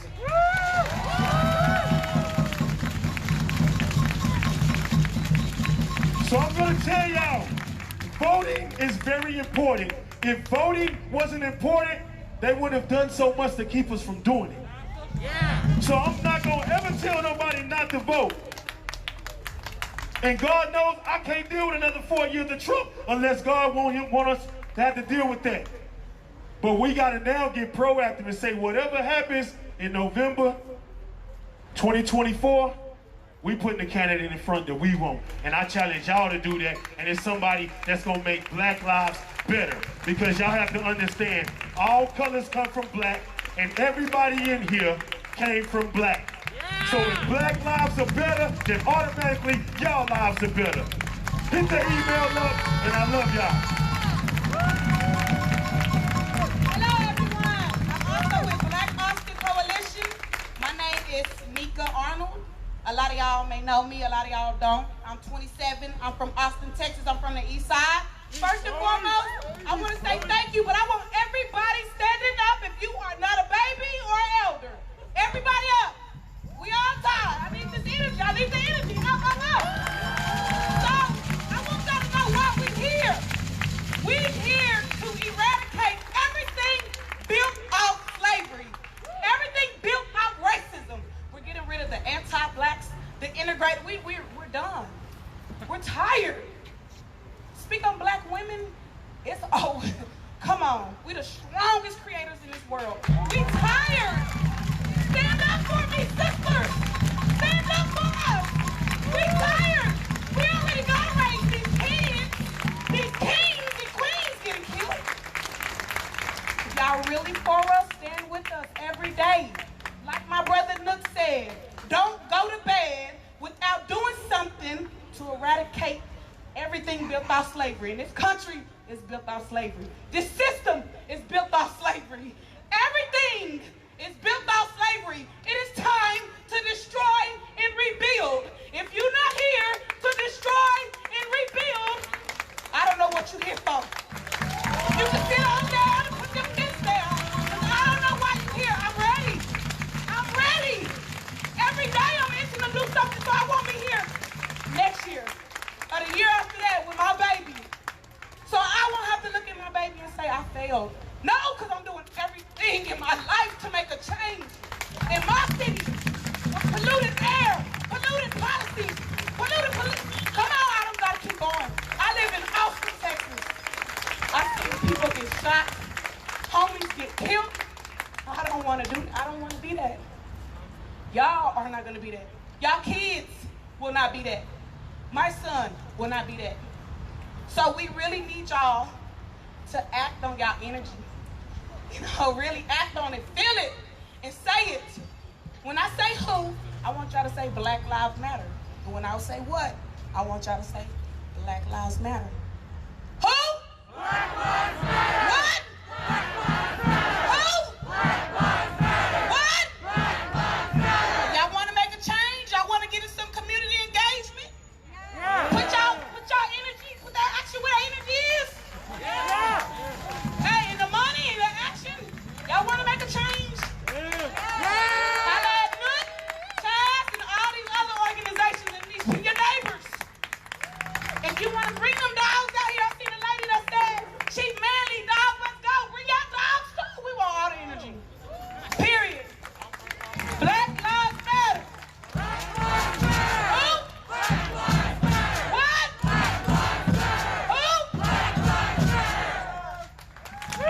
Give it up for Black Austin Coalition.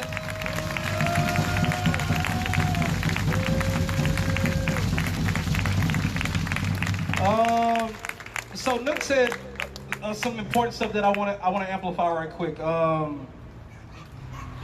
One, is very humbling to hear y'all appreciate me. Don't need that, but I appreciate it. That's very humbling. And I think it's important that I say this. I'm not trying to even manifest this type of energy and put it out there.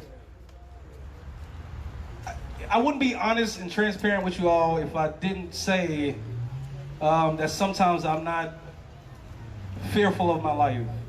I don't know if you follow me on Instagram. Like, I got some crazy. We get crazy letters to the office all the time. I get crazy voicemails. But that doesn't stop me from fighting for what I think is right. But also, if something did happen to me, and I want it to be clear, I do not want to die. I don't believe in martyrdom. I don't think we need any more martyrs. We have enough martyrs. But if something did happen to me, like Fred Hampton said, you can kill a revolutionary, but you can't kill a revolution. So if something did happen to me, I know we got Fatima and Mike Ramos Brigade, we got Peace in Austin. We got so many people that I don't even know your names, right? Like, the movement and the moment has to be bigger than any one person, always and ever. So yeah, I appreciate you all want to protect me, Nook. I really appreciate that. But if something did happen to me, okay, fine. Don't stop, like, ever. Don't shed a tear for me. If something tragic happens, definitely don't start a GoFundMe, because I don't know where that money is going. But I'm saying, like, just keep fighting. That's my only wish if something tragic did happen to me. And I mean that from a very sincere place. I think I've made this commitment to fight for a better world at a very young age.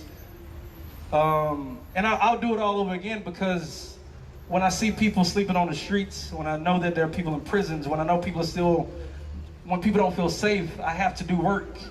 And that's the most important thing to me. I see these beautiful black babies and black women here, and I want to chip away and create a world where they can feel safe. I want to create a world where white people don't have to hide behind their whiteness.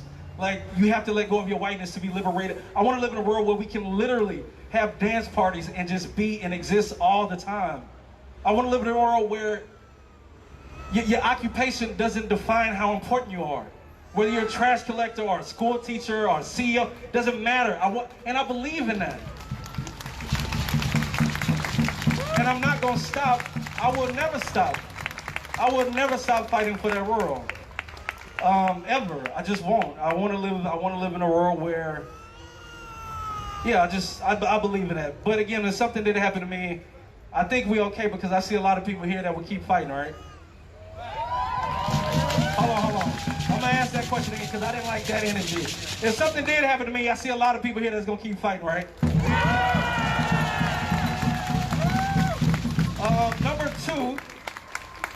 Number two, I absolutely agree with Nook. We have to get rid of this two-party system shit, because neither one of these parties represent the people.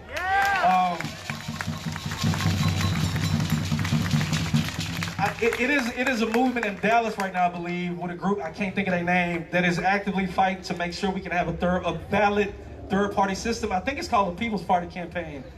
We need a party that's going to represent us. And I'll give you an example of what I'm talking about. The Democrats, who are supposed to be the People's Party, just recently, the Texas House Democrats has put on their agenda that they do not support defunding the police.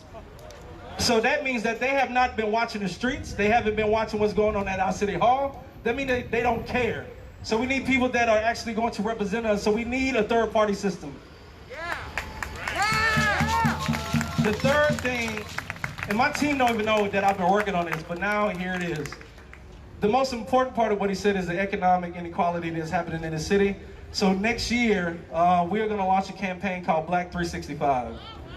And this campaign is going to get companies and everybody. I don't care if you have a situation where you can employ people. We're asking companies to do this for 1 year, just 1 year. And I'm explaining why this is important. The word radical, again, does not mean tearing shit up. And again, I'm not saying that's bad, but radical means getting to the root cause of the problem, right? So if we know that economic inequality comes because black people are not afforded the same economic opportunities, let's do this for just 1 year. For 1 year, only hire black people. I know some of y'all, just go home and sit with it, because I know they make you feel away.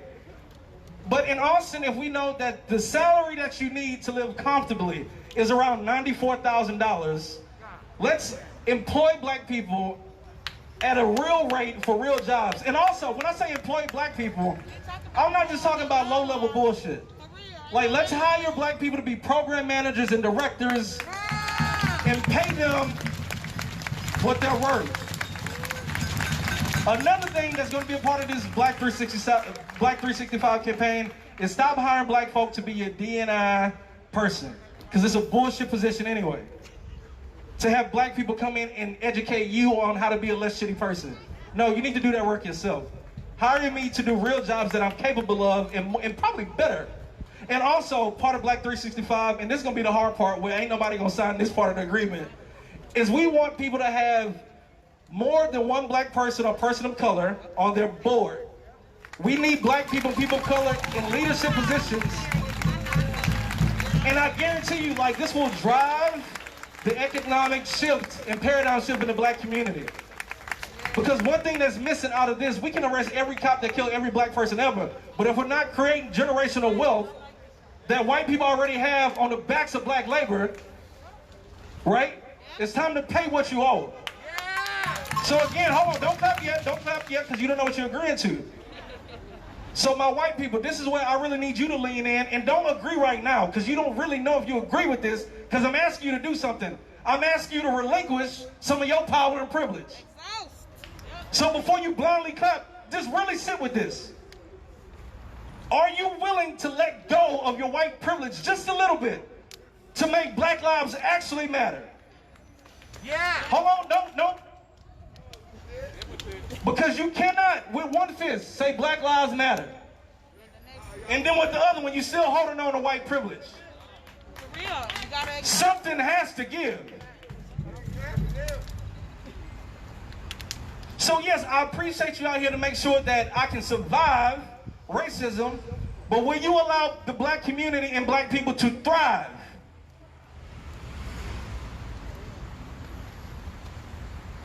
It's a different conversation. Completely different conversation. Because now I'm asking you to let some of that power go. So now the question is to my white brothers and sisters and allies is, how much do Black Lives Matter to you actually? Because it's different when you come to the march and when you preach for safety, but now that I'm asking you to relinquish a little bit and give up a little bit, it's a whole different conversation. So sit on that. Chew on that. Because black people are leaving the city because we can't afford to live here, one. And when we go to places like the Domain, it's not that many of us, so we leave and we hate it. So the only way black lives can actually matter in Austin is when we get out of this funky ass 7, 8%. Help us get to 15, 20 so we can actually have a black community.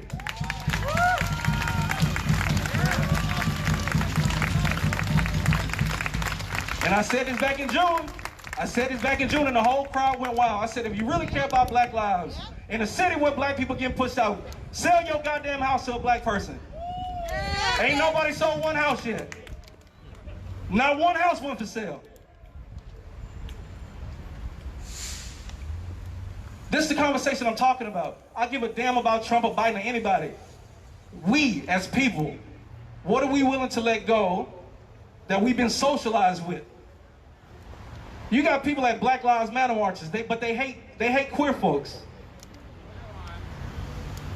You got people at Black Lives Matter marches, but they still want to be a billionaire.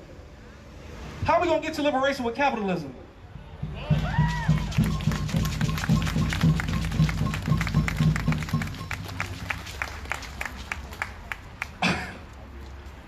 I know, it hurt, but like, that's the real part. It's so easy to sit here and say Mayor Adler and all these people are bad and they do some bad stuff, and I agree with that. I'm not negating anything. The hard part is saying, you know what?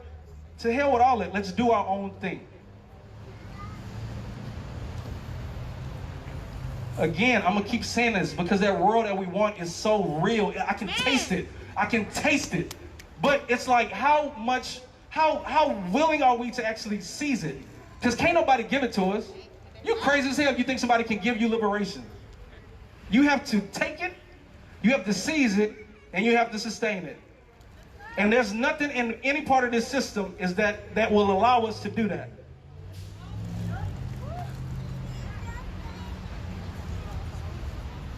We got to let all this shit go. We don't need money in the way that we think.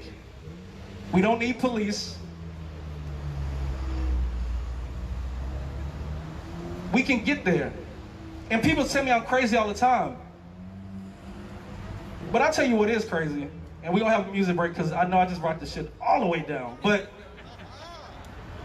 I'm going to tell you what's crazy. It's crazy to me that we just sit in this shitty system that we have and just be okay with it. I'm much more willing to let this shit go and plan with you all about what the community that we want looks like, as opposed to just keep running on this hamster wheel. Because I know even though I hate it and I'm running on this hamster wheel, people are dying, people are being displaced, nobody's safe. So at some point, when are we willing to get off the hamster wheel? And I tell people all the time again, they clapped. I said this back in June 7th at HT. Let's just stop going to work. Let's not go to work for 1 week. Just for 1 week, be willing to struggle on a serious level with everybody. Let's really struggle together. That was on a Sunday, I believe, June 7th. June 8th, everybody went to work. Yeah.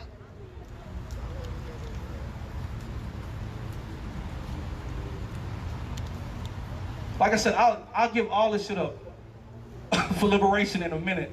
Because I'm telling you, that place is beautiful. It's so beautiful, I'm telling you. Where we're not afraid of one another, we just love one another. People can be their true self. They can speak their language. They can dance and move freely. Women can walk at night, right? They can just sit in the park and not worry about.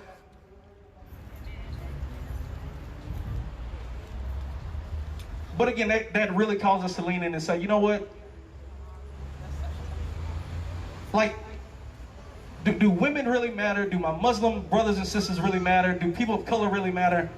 When I'm still so eagerly, or maybe scaredly, holding on to this.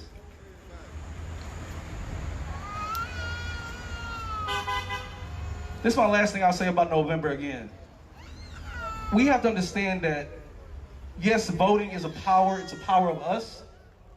But our power comes when we collectively understand that there's no greater power than the power of the people.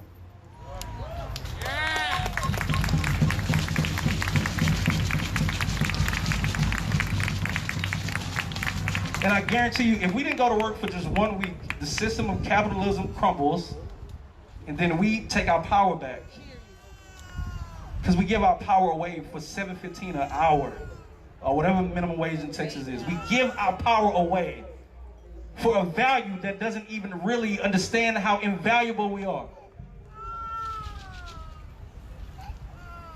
I think about these little kids, I think about that little man right there. What type of world are we leaving for them? For real. For real. We gotta try. Please try. So again, in November, no matter who wins, every day you have to wake up and ask, am I making the world a better place? Am I willing to let go of the things that's making the world shitty? And you have to do that every day. Like every day I try to become a better man because I know intrinsically I'm taught to hate women. I'm taught to treat women like objects. I'm inundated with things that make me hate queer people, right? Like that's what we're taught as men. So I have to let that shit go. Because that's all part of white patriarchy and supremacy anyway.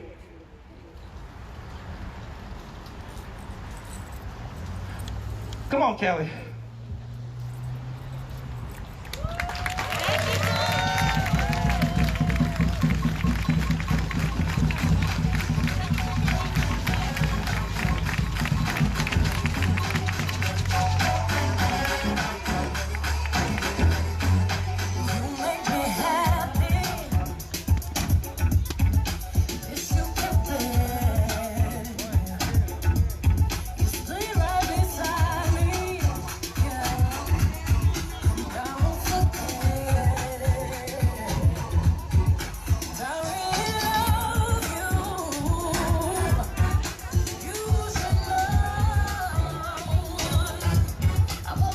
Hey guys, so we're outside of Austin City Hall, downtown Austin, Texas, with the Austin Justice Coalition.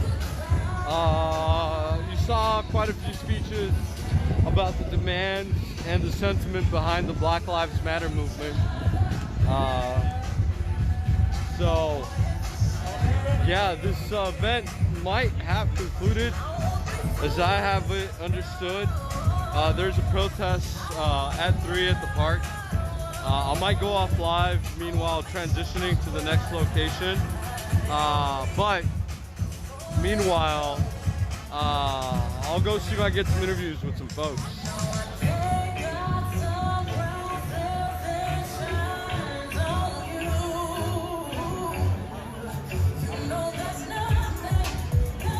Hold on, hey, we're not done yet. Where y'all going?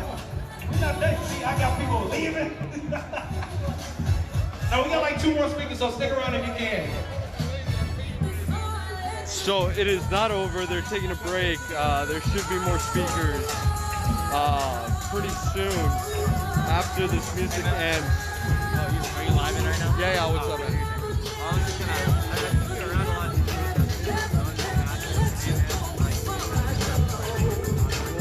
Well, I'm an independent journalist on my own page, and my name is Hiram. It's called ImHiram, ImHiram. You were on live stream with here. Yeah. Are you still at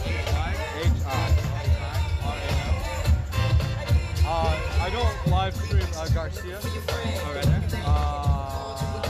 No, second one, actually, yeah. I see you around a lot. Like, you know, I had to ask, but appreciate what you're doing. Appreciate it, man. Yeah.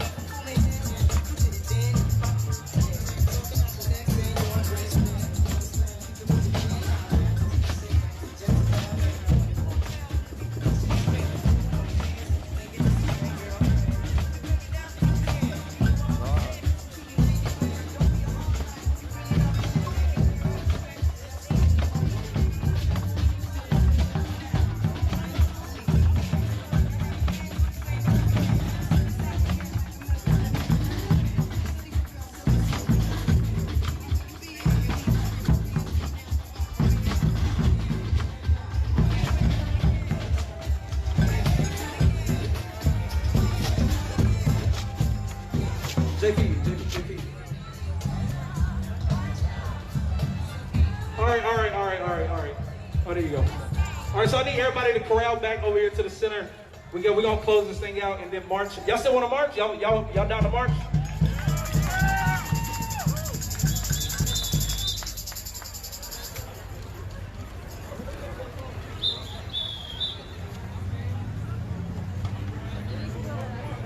I don't know. Where is King? Where'd King go? He's still here? Yeah, King. You and your groups get the march together. All right. So again, we here today to center women and queer folks. And I need to say this just in case you didn't know. At AJC, when we say Black Lives Matter, we mean all Black lives. That means Black queer folks, Black trans folks. If you Black, we love you, we see you, we appreciate you. And with that, I'm gonna pass the mic to this is their name, so don't write me. Miss Amazing. Thank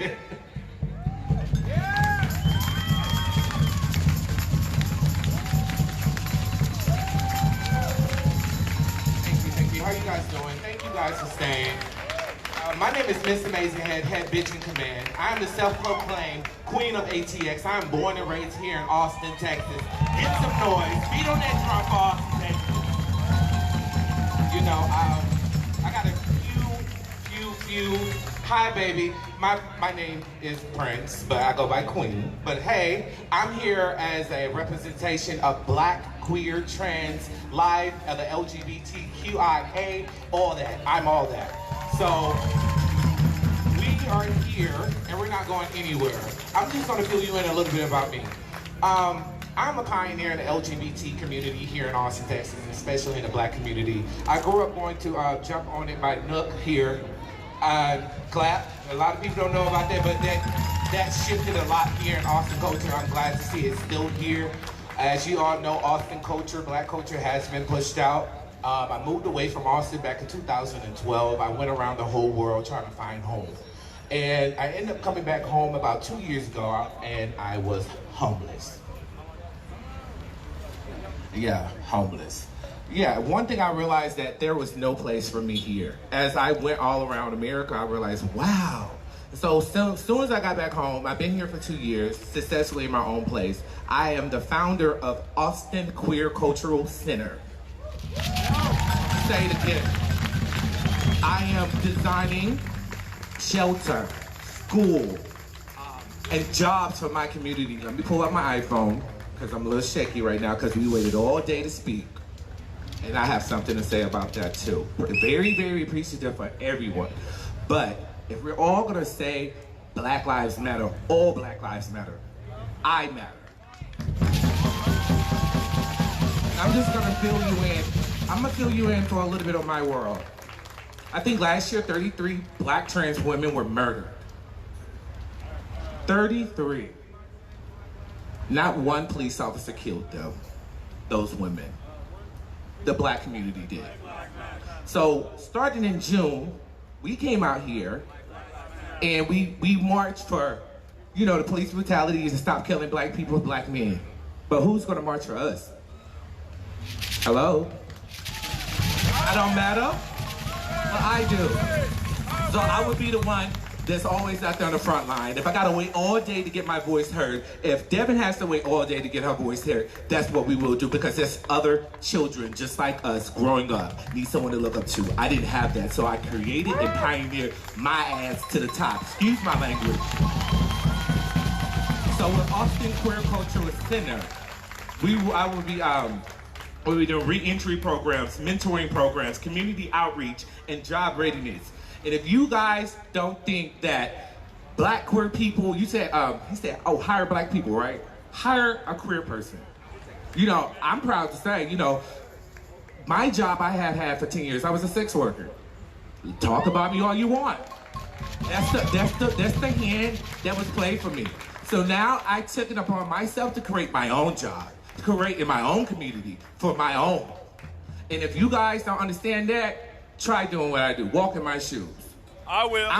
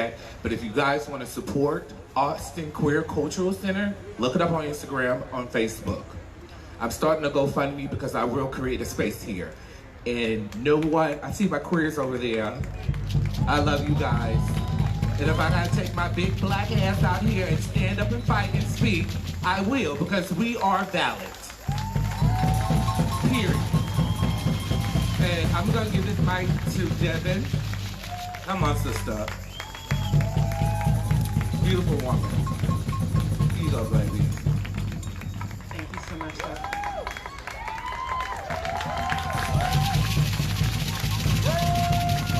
Hello, beautiful people. Thank you for being here. Thank you for being here.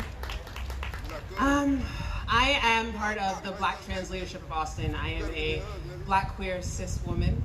And I very firmly believe, I don't know how many, quick show of hands, how many people have read the Black Lives Matter statement? Yeah, you all need to go home and read that. People, for some reason, don't understand, and it's because they haven't actually done their research. They're all about, let's chant Black Lives Matter, let's hashtag Black Lives Matter. Do your research about what you are supporting. The Black Lives Matter movement centers trans and non-binary people, period. If we are not doing that every single day, then we are not fighting for Black lives.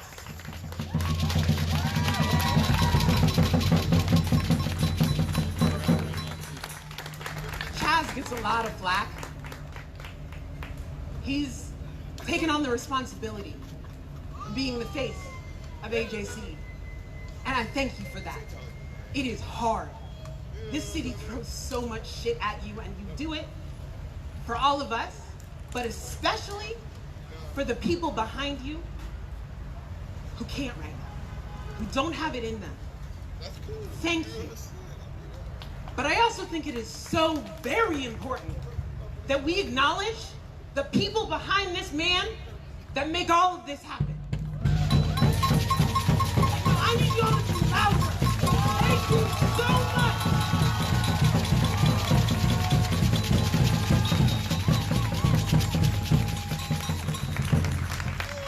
Most people don't know, and I like to tell people whenever I get a chance, that woman, that organization is run by Black queer women. Created by Black queer women. Sustained by Black queer women. Thank you. Thank you, thank you, thank you, thank you for showing up and doing all of this for us.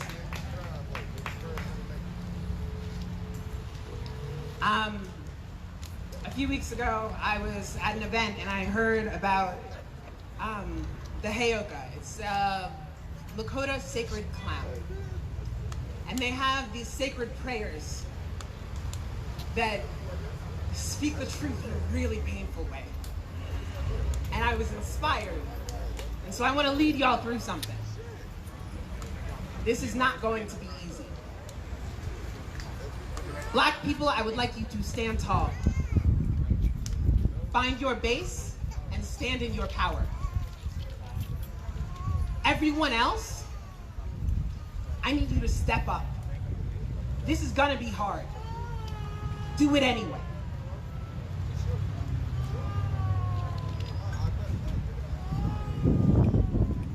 I need everyone to take a deep breath for me.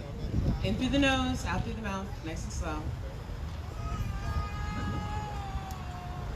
Take one more, and this time, bring your shoulders up to your ears. Squeeze and release. Now repeat after me. Kill Black people. Say it. Throw them in cages and make them our slaves. Make them sick. Take their resources, their culture, their life, and give them no credit. Then demand more. How did that feel in your body? If it felt wrong, sad, infuriating, you need to be actively healing the racial wound in yourself, your community, and the world. Do your work. Heal with love. Heal with love. We cannot do this without love. If we create a new world based in fear and anger and hate, we are creating the same system. Be better.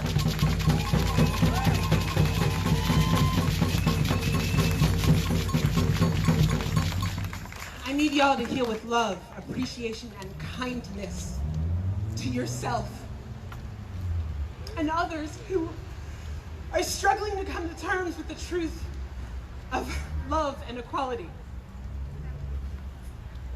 If that was easy to say, if you felt numb to whatever came up, I really need y'all to go home and look yourself in the mirror and examine the part of you that is desensitized to humanity, to your own humanity.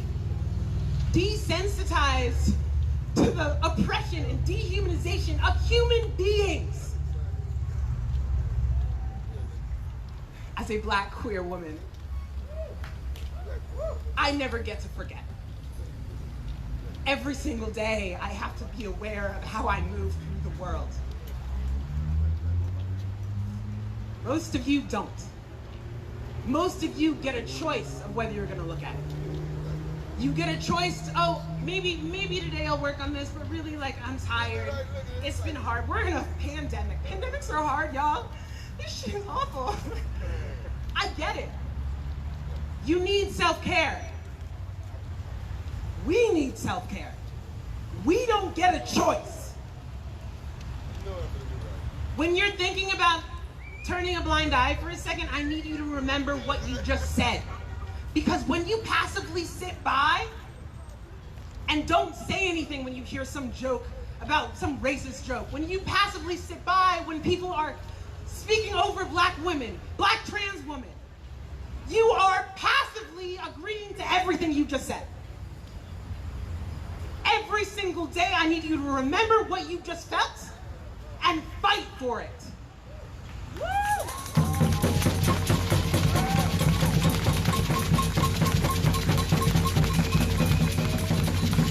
Y'all, we get the privilege, and it is a privilege to be alive for the time that we get to dismantle racism. We need to fucking celebrate that shit. We get to dismantle racism.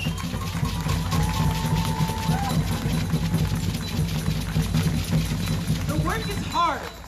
I am not like, no sugarcoating any of this. It is hard to look at yourself and realize the biases, the internal, black people, real quick.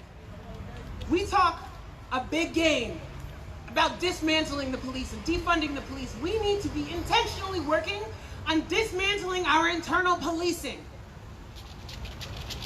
I grew up in 2 of the whitest states in America, and I can promise you I have to actively every day think about how I am making myself quieter, making myself more palatable for the white people so that they don't feel threatened by me.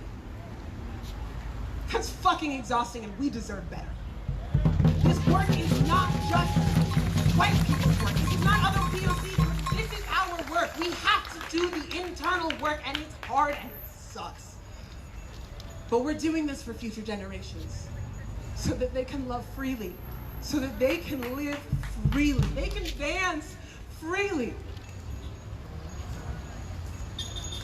But all of this has to be centered in love. Looking at Trump or whoever else, Chad said it earlier, you don't gotta like everyone, but you have to love. Nothing will get better with that. I'd like to thank all of the speakers that came before me. Y'all were beautiful. Thank you, thank you, thank you, thank you. Thank you to AJC for this stage, for this space. Thank y'all for showing up. Have a blessed day.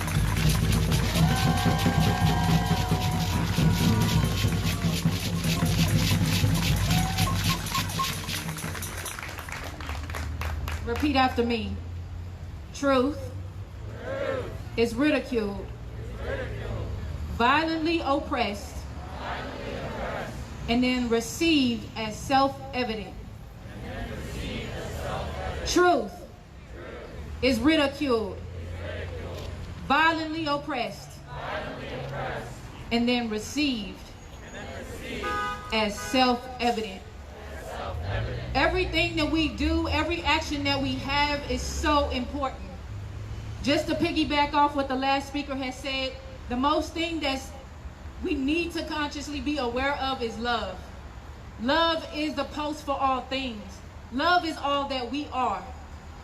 All of these labels and preoccupations that we have that divide us, that create walls between us, have to fall. The community and the environment that we all desire, just like Chaz, can be.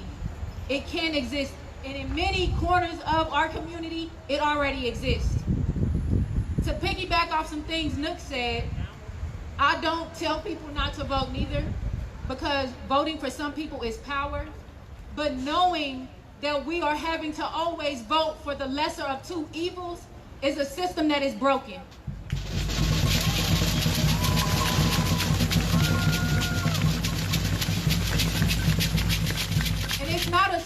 that is just broken for people of color, because it hinders white people as well, because it puts you in your bubbles, in your boxes, preventing you from being in those corners, in those spaces of other people of different cultures and races and all different kind of labels, hindering you from having more abundant and larger spans of experiences.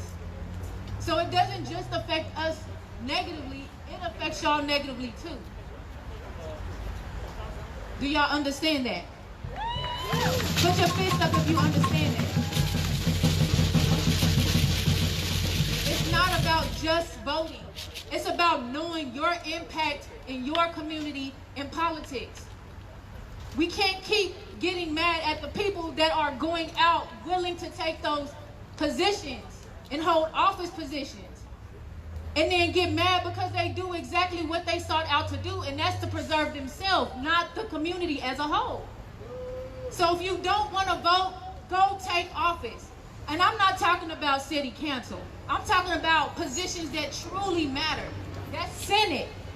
That's the House of Representatives. Legislative. The stuff where the bills and the laws are being passed that are oppressing not just the colored people, but the white people as well. Be the change that you want to be. Just like Chaz said, it starts with us. We have to be the beings in the petri dish. We have to be the experiment. This is the social experiment right here, because this 50, 60 years ago could not happen.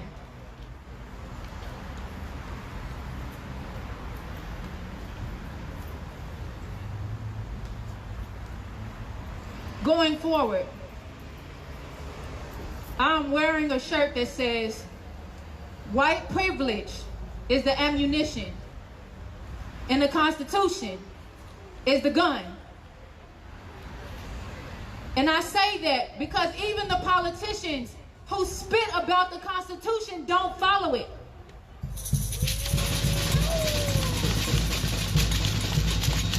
But they choose to oppress humanity to follow it, as if they are sovereign over us as a whole. We can call for criminal justice reform. We absolutely need it, because we have so many people just continually getting out and going right back to jail. Recidivism at its highest rate in America, when we should be, like prior speakers have said, going to the root, asking why this person has done what they've done, allowing them to tell their story, giving them the mental health and well-being they need so they won't keep coming back. Asking that man, what happened to you when he got arrested for raping a child? No man wakes up and just chooses to rape a child. There's a root in there somewhere. And we never create policy to help these people.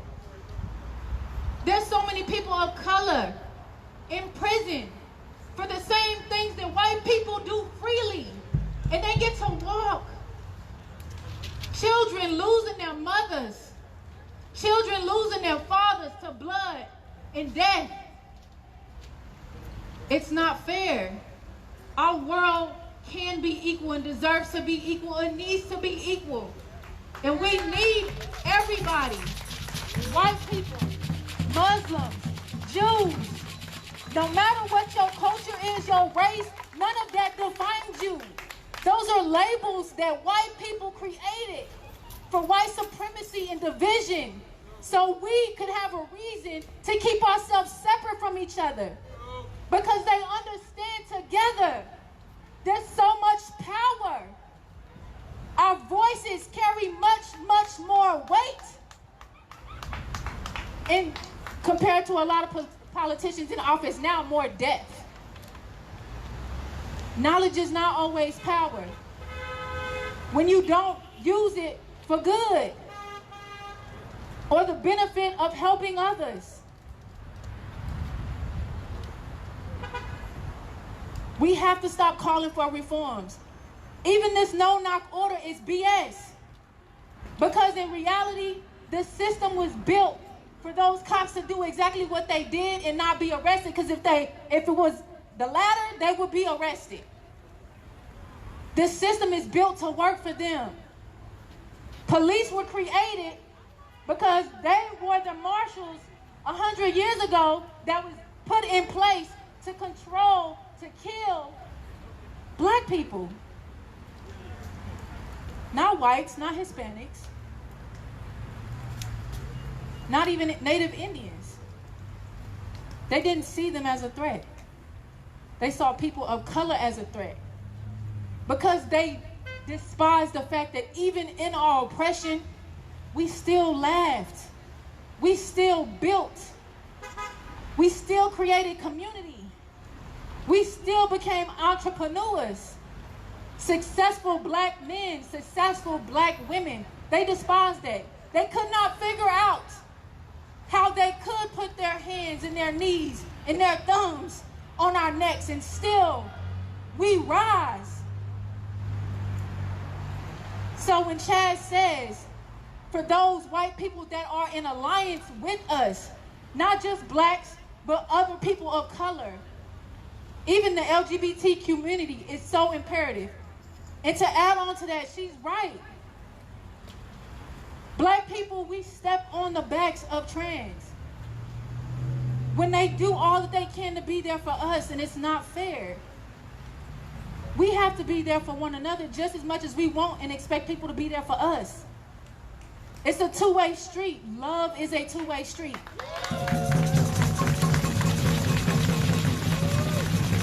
Say love is a two-way street.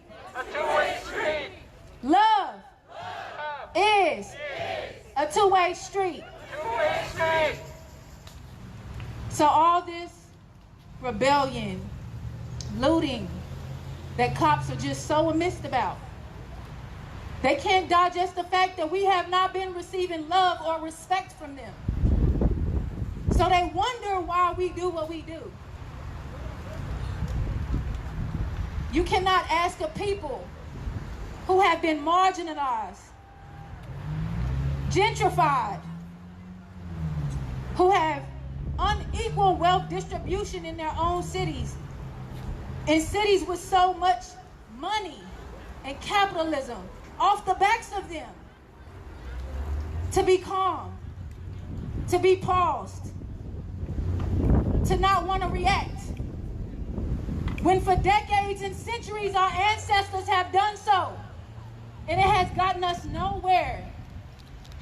And the thing that really, really just grinds my damn gears is the fact that they, today, even still, we are not out for revenge, and we're only asking for equality. We're asking. We're not at the Capitol with guns. We are not holding up children at their schools. We are not shooting down churches, which every terrorist in the United States who have done so has been white, not even black. Feel free to clap, because they're not black. We are a people of genuine love despite all the atrocities that befall us.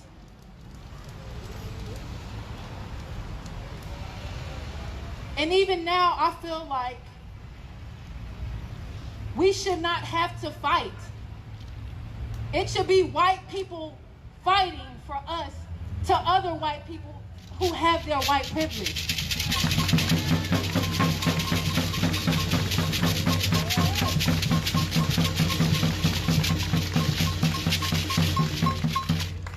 And I say that wholeheartedly because can you imagine the argument and the tension in the room between a white person and a black person having a conversation?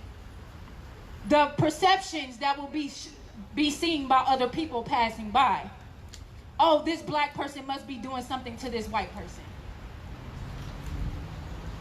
So even that, we have to hinder ourselves from that growth that we so justly need, because we have to commune with our allies and help our allies to understand so they can go out there and do the work in their circles. Together, collectively, we can do so much more. Divided, not so much.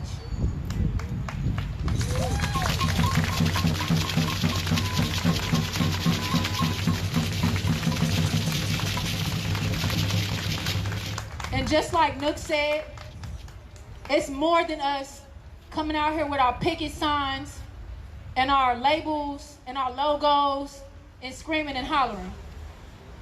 Helping the system could be allowing black people who have stood for 10 hours, picketing, who are tired, who are hungry, opening your door to these people and giving them a place to rest so they can get back to it. That's another form of assistance. That's another form of protesting. Because it's not normal in our society for a white person to open their door to allow protesters in, and they don't even know them. But you trust them and you know they're not going to do anything to you. Sometimes it's talking about it in the spaces of your office, the spaces at church, the spaces with your friends, instead of having mild, mediocre conversations, talking about politics, talking about mental health, talking about black lives, starting the conversation.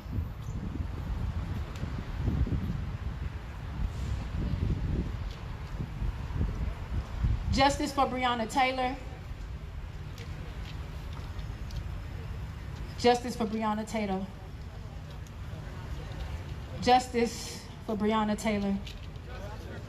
Justice for Breonna Taylor. Justice for Breonna Taylor! Justice for Breonna Taylor. Justice for Breonna Taylor! Justice for Breonna Taylor. Justice for Breonna Taylor! Say it again. Truth is ridiculed, violently oppressed, and received as self-evident. Thank you.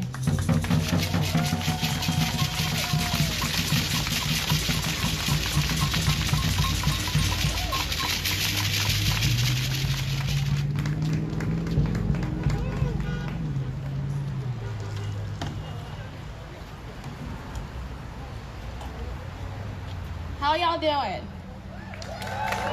Good? I know it's hot. We have water over there. We have water everywhere. I want y'all to stay hydrated because we're going to take the streets in a few minutes. And the same energy that we've seen throughout all these passionate speakers and activists that we have here, I want y'all to have that on the streets, but 10 times more.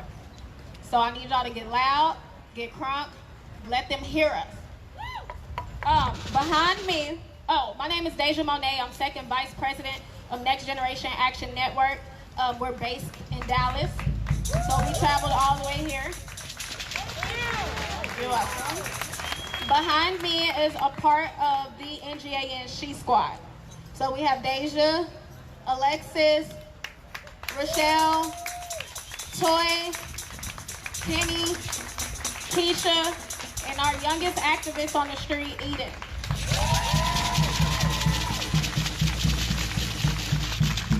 Eden is 6 years old, and she's at every protest we organize, every rally we organize in Dallas, she's there. Everyone. And I'll be quick because I know y'all tired and ready to march.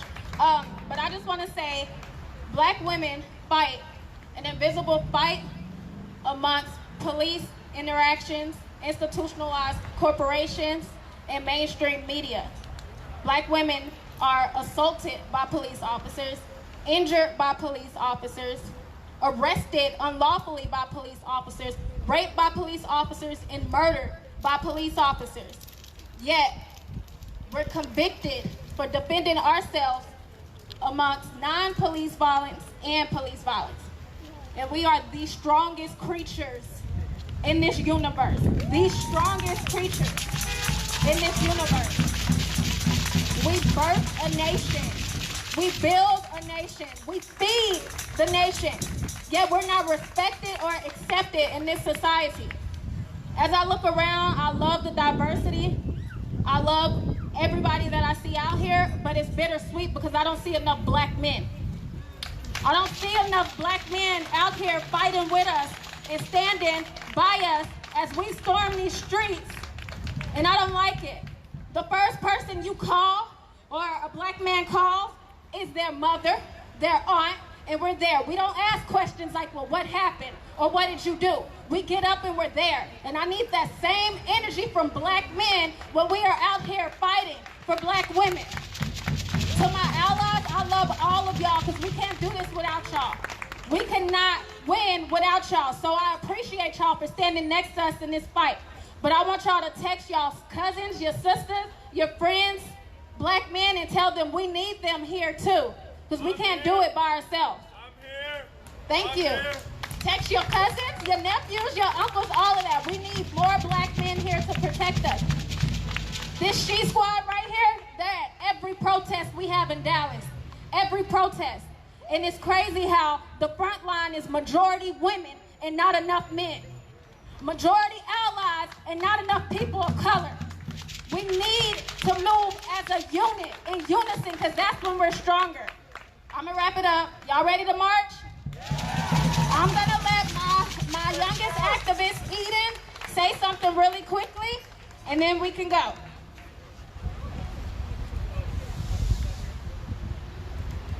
Black women matter. Black women matter. No justice. No justice. No justice. No justice.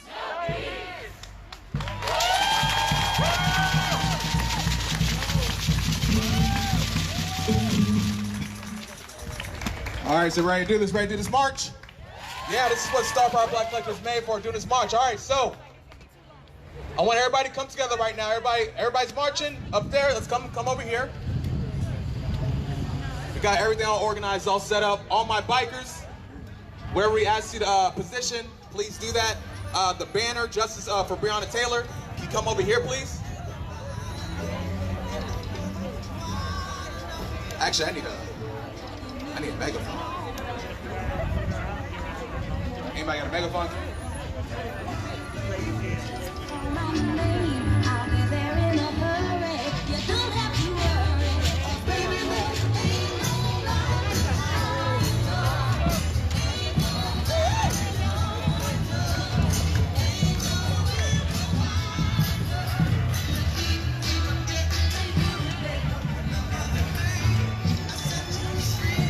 So we're in Austin, Texas, outside of Austin City Hall, with the Austin Justice Coalition, and they're about to start a march led by some of the black leaders here in Austin, affiliated with some of the other organizations like Peace in Austin, the Star Power Black Collective. There's also the Mike Ramos Brigade. They're all kind of coming together to take over and lead this march after the rally that the Austin Justice Coalition held over here at Austin City Hall.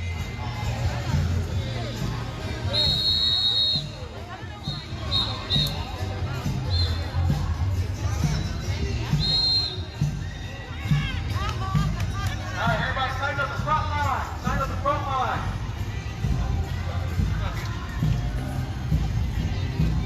Shut it down.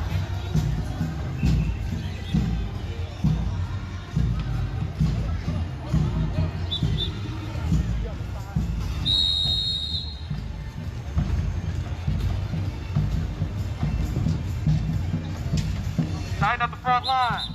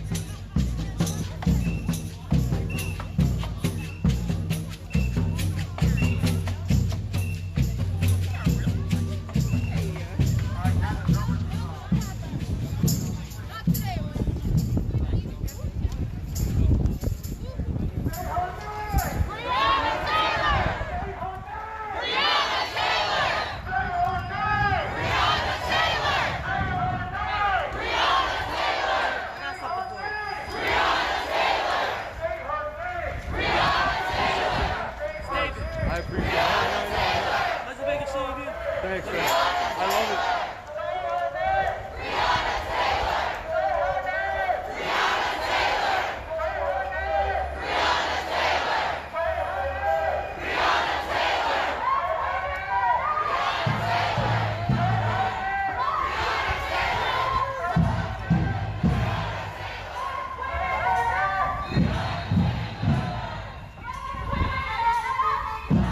Hey guys, so we're out here with now organized by groups like AJC, Peace in Austin, Star Power Black Collective, Mike Rommel's Brigade, all groups that are formed here in Austin following the Black Lives Matter protest in late May. We're marching down the street. Started at City Hall with the rally that lasted a few hours, and now they've taken to the streets.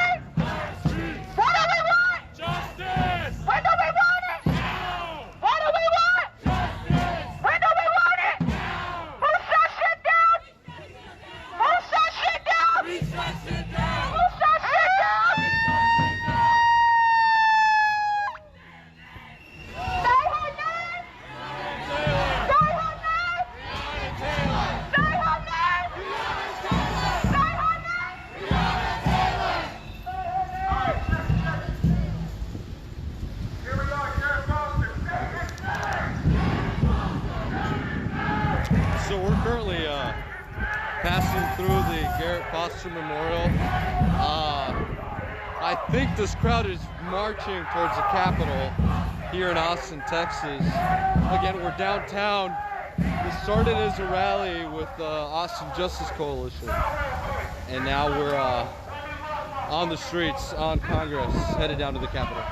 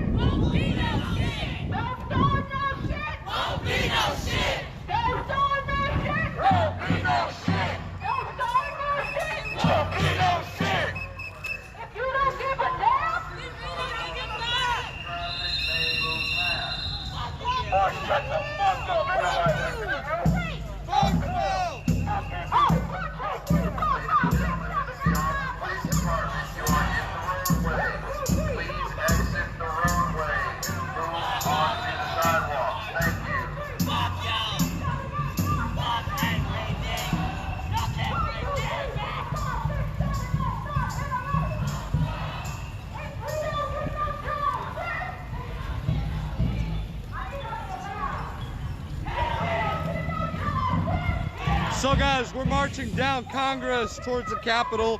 Started at Austin City Hall with the rally with the Austin Justice Coalition.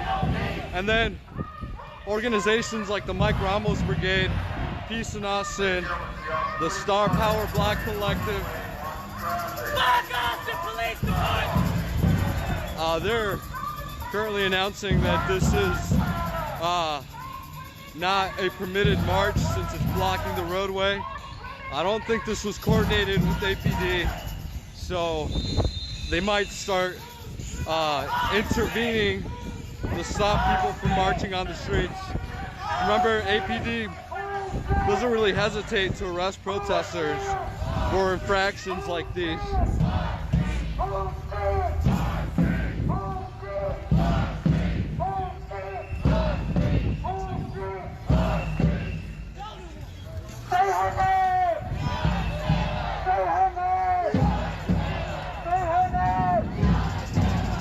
Stay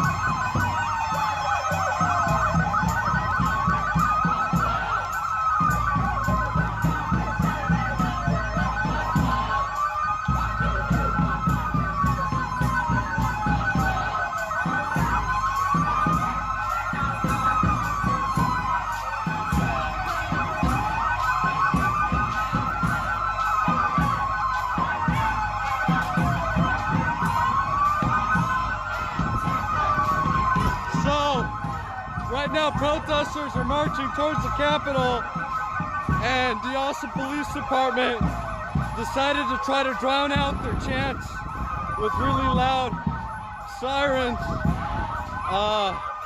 They were asking protesters to move out of the roadway earlier. This started as a rally with the Austin Justice Coalition, then it was taken over by smaller organizations who assembled,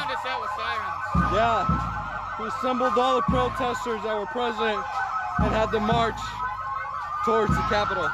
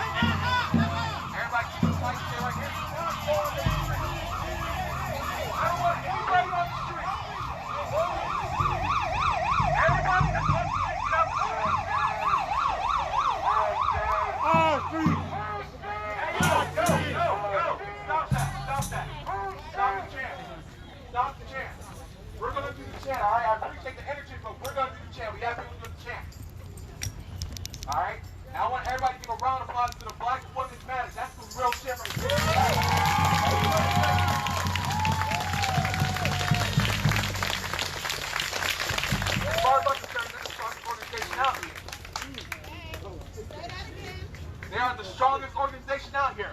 They were aligned when they said where we need the black man front line. That was them that did everything. Just what I spoke about before. I said, look at the black advancement and look at the white rage. Look what they were doing. This strip right here is historical for protest, and they try to pull that on us. People that haven't been a protest in a long time, this is what we're dealing with. We need numbers. The white rage is real. The defunding happened. They're not playing around now.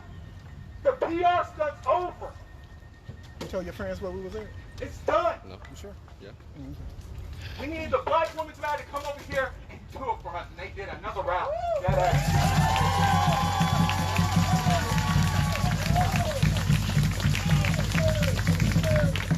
Every time we show up, every time we're out here, we're making a difference, and we know it. They know it.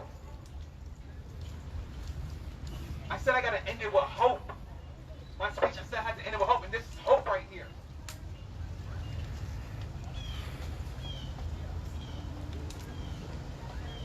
I want everybody to spend stuff right now.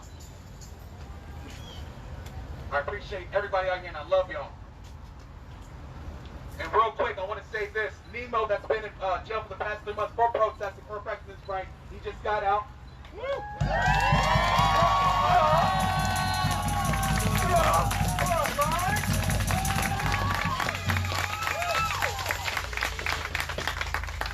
I want to say thanks to Austin Justice Coalition, all the organizations out here. NGAN, I love y'all, this is awesome. Everybody came out here, all the black voices I heard, Black Queer Lives Matter, all of it, it's so good, it feels so great. All my allies out here, this is awesome. This makes my heart warm. And that's kind of hard to say because I'm not really a person, so that's, you know what I'm saying? No, but I appreciate everybody out here.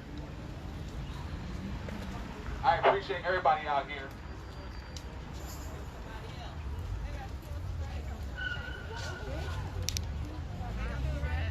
Right there. All right. Hey! Hey! Don't go to that. Don't rush to that. We don't know. Don't rush. Joking us. That's how they're going to get all of us, man.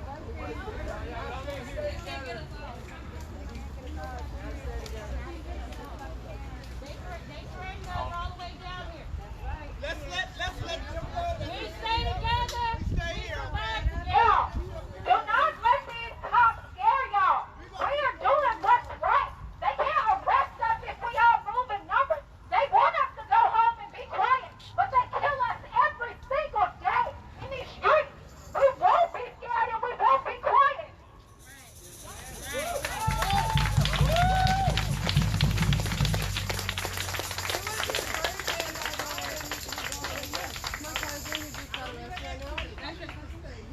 We were leaving in his birthday party. We had to leave. They jumped out and want to get me too. So everybody needs to stay together whenever we end up going. I don't want to give any reason to have a man. That's why they were parked over there. Then they went that way and were waiting for people to leave out of the gate. Our street! Our street! Our street! Our street! Our street! Our street! Our street! Justice! When do we want it? Now! When do we want justice? When do we want it? Now! When do we want justice? When do we want it? Now! If we don't get it, shut it down! If we don't get it, shut it down! If we don't get it, shut it down! If we don't get it, shut So, APD just arrested somebody at that intersection where I'm recording, and so a few other protesters flocked down there to see who it might have been, but it looks like it was just one person that got arrested, but I'm not too sure, and I don't think they were leading any of this. I'm sure they were just part of the march.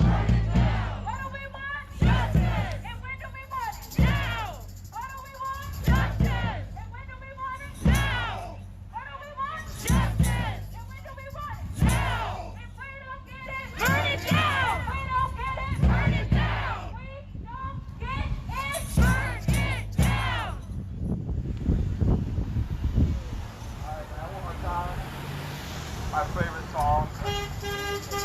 Fuck you, I won't do what you tell me. Fuck you, I won't do what you tell me. Fuck you, I won't do what you tell me. Fuck you, I won't do what you tell me. Louder.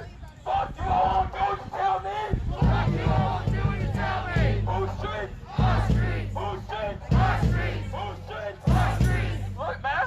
They want all y'all arrested, man. They want all y'all gone and dead, bro. They want all y'all dead, bro. Nobody care about y'all. Y'all heard you're not giving a choice about anybody here right now. They're here to protect property.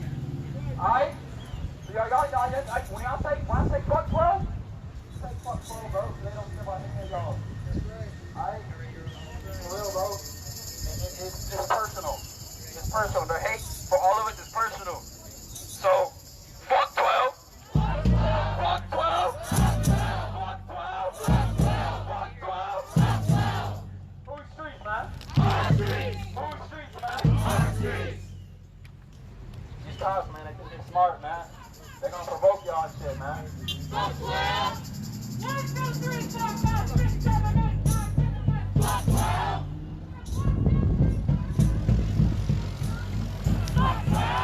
So for all 700 of you that just literally joined the stream, we're outside of the Austin, Texas Capitol building.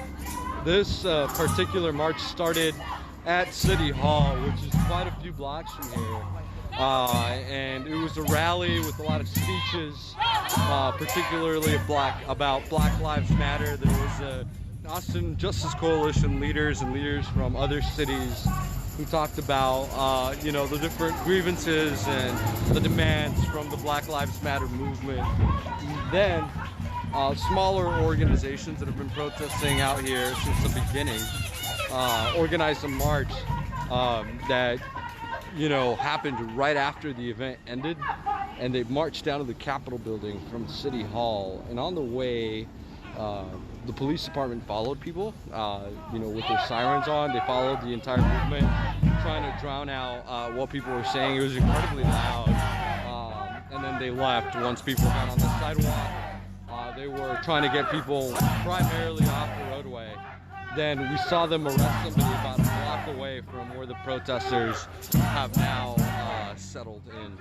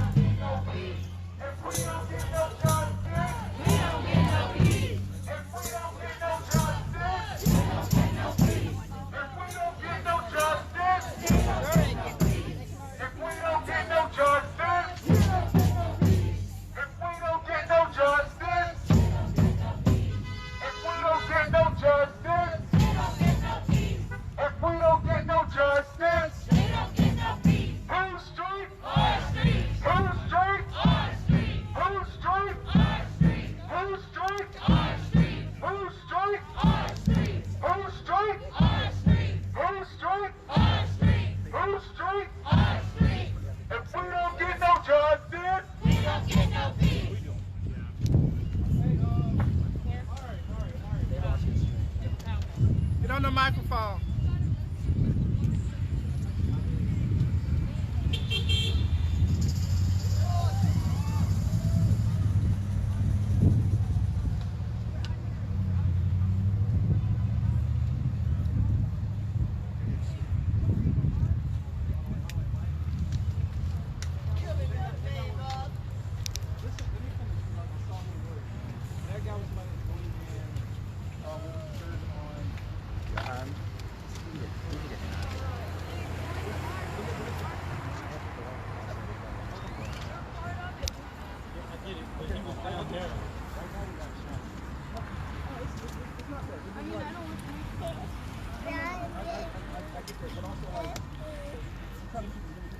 That's why we don't want to get to rush, because like that one black couple always he was already super aggressive.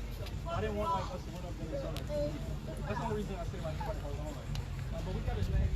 They got him on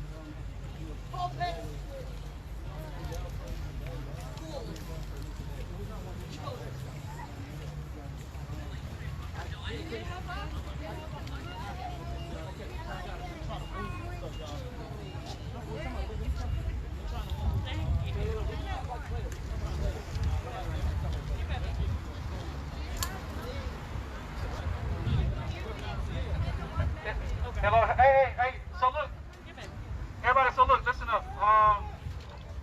Yeah, so we gonna walk back down Congress, and we got an option, like this is the option, or well, not the option. We can take back the streets, because they are our streets, I agree. And the cops are probably gonna come back and do that little weird shit they just did. They're gonna ask us to get out the way. You have an option at that point to get out the way if you want, because I don't want people to get arrested or go to jail, or you can stay in the street. Me personally, I'll be staying in the street, but we do need to stay together. Like that guy, like I said, and I hear the criticism, but as a leader, I have to say this, that guy was not with us, he was still in the back. So if we stay together, shit like that don't happen, right? So like listen to whoever's gonna be on the mic when we march back, and let's please stay together so we don't lose another person. That person didn't start with us, But that doesn't mean we don't take care of him. I agree. His name was David Frost, by the way. David Frost. So remember that. We're going to check on him as soon as we get back, make sure he's out. I don't even think he was supposed to get arrested, but I don't think that's an arrestable offense. But the police don't police what I was trying to say. They do what they want to do. Hey. Broke it down. You complaining about something? We gonna help him. We gotta work together. Let us work together right now. All right, so we're so passionate about the same thing. What we're gonna do is tighten up this front line, and we're gonna walk together. We don't need people all the way in the back. So we will walk together. We don't have to run. It's not a race. Stay together, and they can't arrest us. Got it? Got it. Let's go, y'all. One movement, one voice, one family. It's time to get together. Let's keep a little close. Let's stay tight, and let's keep these. Hey, we gonna take care of our own. We don't leave no man left behind. You know what I'm saying? But let me say this real quick. So hey guys, for those of you just joining, we're outside of the Austin, Texas Capitol building with a Black Lives Matter march that's already had a semi-heated confrontation with the police department. The police department is obviously not in accordance with their march. They are marching on the street from the Capitol building down to City Hall again, where this march started. So one person already got arrested who was 1 block away from the entire march. So now they're taking the risk of that happening again by getting back on the street.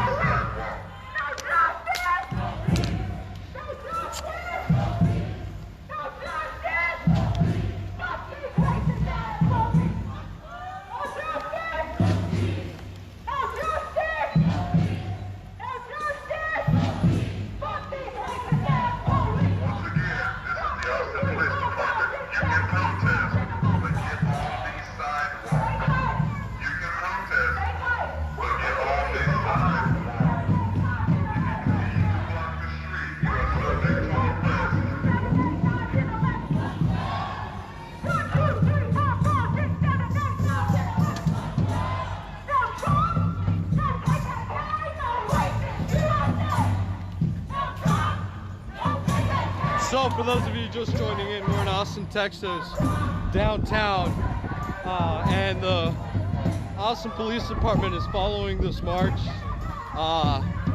telling people to get on the sidewalk, otherwise they are subject to arrest for obstruction of the roadway.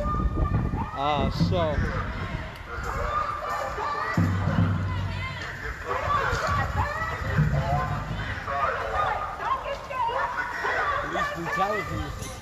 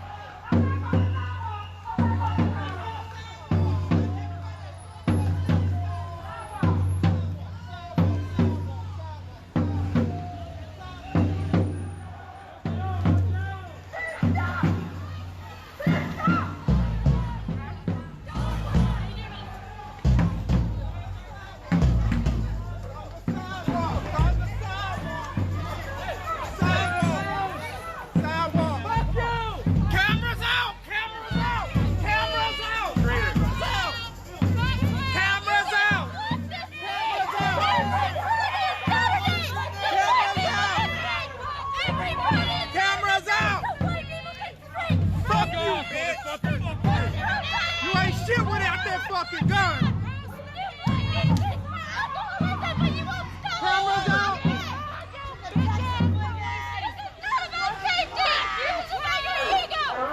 Real quick. Let's just look at them. They should feel very fucking special. Yes. They have no fucking morals. They don't feel shit. Fuck 12. What's your name? What's your name? Girl, what's your name? You fit the description, bitch. You fit the description, bitch. What's your name? Y'all fit the description. Hey, what's your name? Quiet. What's your name? What? Ain't no new win. And the win. And a win. We got you.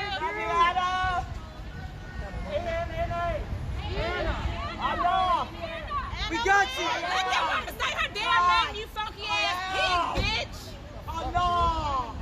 We're fucking assholes. Fuck off, Nazi.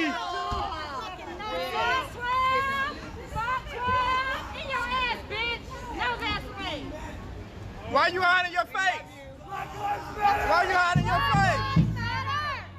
Don't want nobody to pull up to your house. No lives matter till Black Lives Matter. No lives matter till Black Lives Matter. We're protesting. That's all we're doing. See this? Breonna Taylor. Say her name. Breonna Taylor. Say her name. Breonna Taylor. Say her name. Breonna Taylor. Say her name. Breonna Taylor. Hey y'all, say real quick. We know they upset, right? Because activism works. And no matter what they do, their ass is be funded. So guess what? They said. Well, usually this wouldn't even be a problem. So now that our activism has worked, and they can't silence this movement, so they either get rooted or get the fuck out. They either get rooted or drop their bags. So who left their bags? Let's go. Hey, real quick. So, second person just got arrested after these protests for obstruction of roadway, I'm guessing. They're not allowing people to march on the street, asking them to stay on the sidewalk. APD has made 2 arrests now in connection to that particular concern. So I'm waiting to see what protesters are going to continue to do at this moment.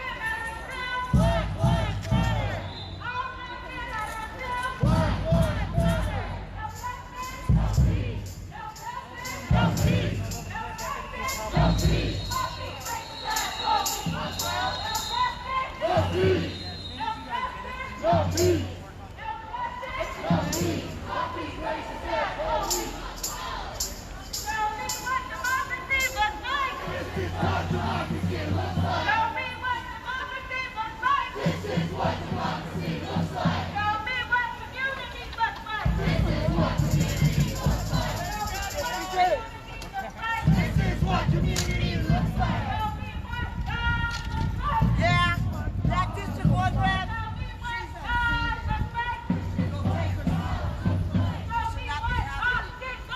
This is what Austin looks like. This is what Austin looks like. What do we want? Justice. And when do we want it? Now. What do we want? Justice. And when do we want it? Now. What do we want? Justice. And when do we want it? Now. If we don't get it, burn it down. If we don't get it, burn it down. If we don't get it, burn it down. I said if we don't get it, burn it down. Arrest, protect, send us to the corporate jail. The whole damn system is guilty as hell. Arrest, protect, send us to the corporate jail. The whole damn system is guilty as hell. Arrest, protect, send us to the corporate jail. The whole damn So we're downtown Austin, Texas, everyone, following a Black Lives Matter march that started at City Hall, went down to the Capitol. Someone got arrested on the way to the Capitol for obstruction of roadway, and people were kind of insisting on staying on the street, but now have reverted to marching on the sidewalk.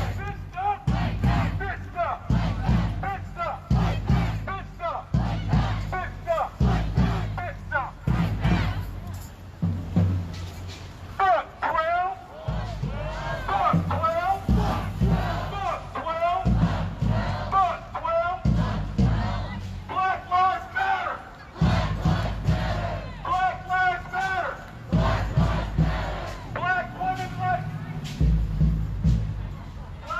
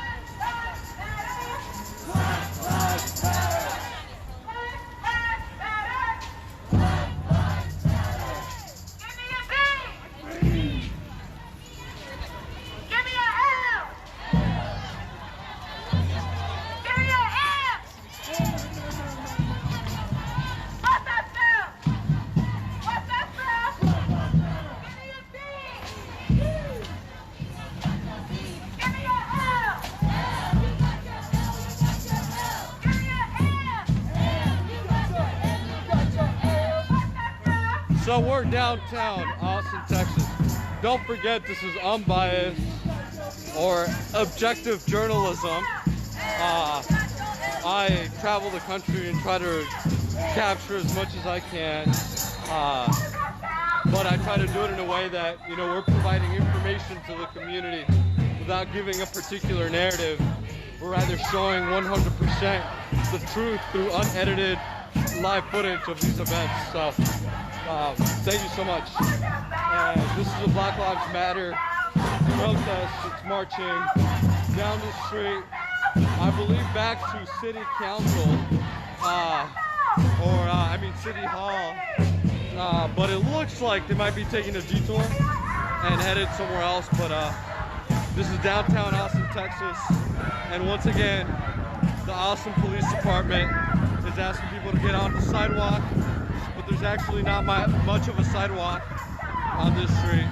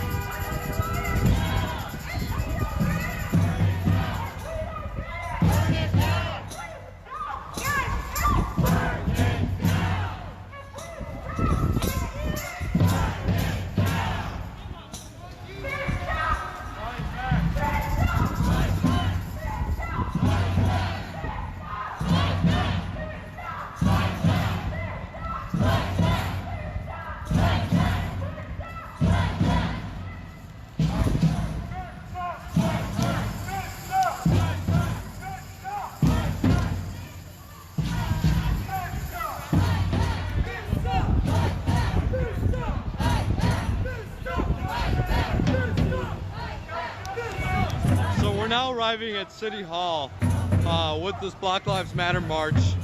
Police have been closely following the protesters, making sure they don't block the road, threatening to arrest any protesters that do.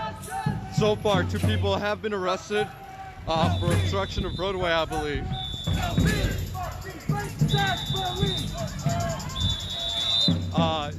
At first, protesters were being persistent about being on the street, but then most protesters moved to the street after, I believe, APD might have formed a pretty large squad a couple blocks down from this area. So right in front of me is an Austin police officer.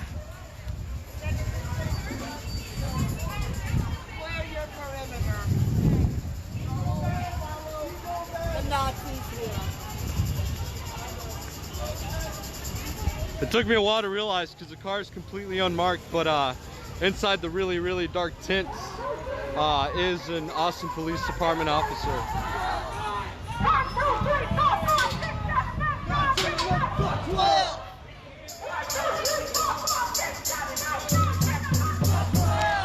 I'm sorry.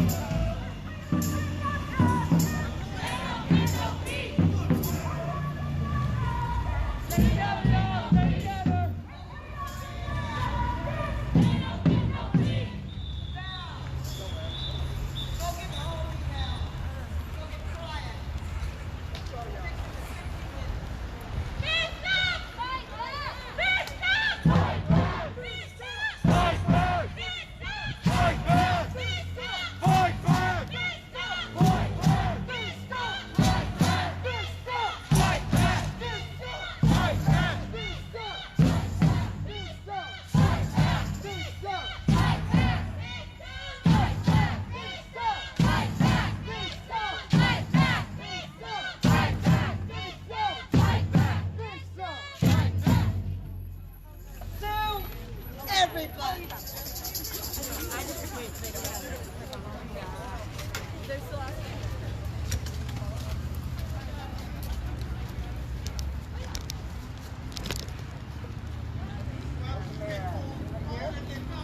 How about that District 1 Councilwoman? I want everybody to go home I haven't tonight. seen her at all. Please do not go. No calls, no police officers.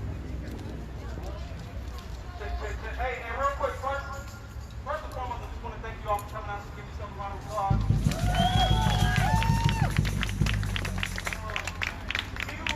Thank you to ImHiram for coming out and helping us navigate.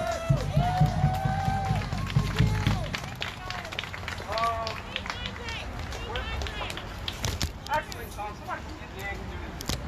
So, I will say this though, we lost 2 people. We got the names, we're gonna single them, but for future purposes, we have to stick together, right? Like we have to stick together moving forward. I'll just leave it at that. I don't know if some other organizers want to speak on that, but I also think when we in these spaces together, with mixed company, right? We have to do a couple things, right?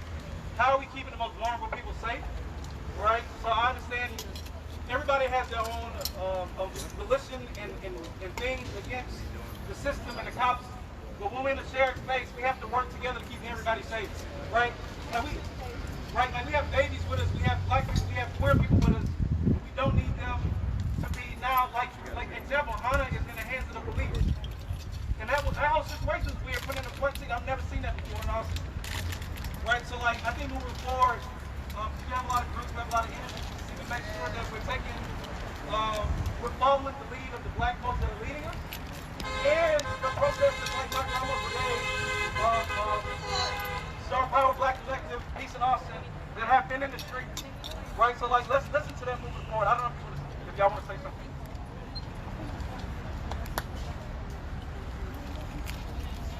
I just want to emphasize what he's saying. Sticking together, we did a good job. Good? No.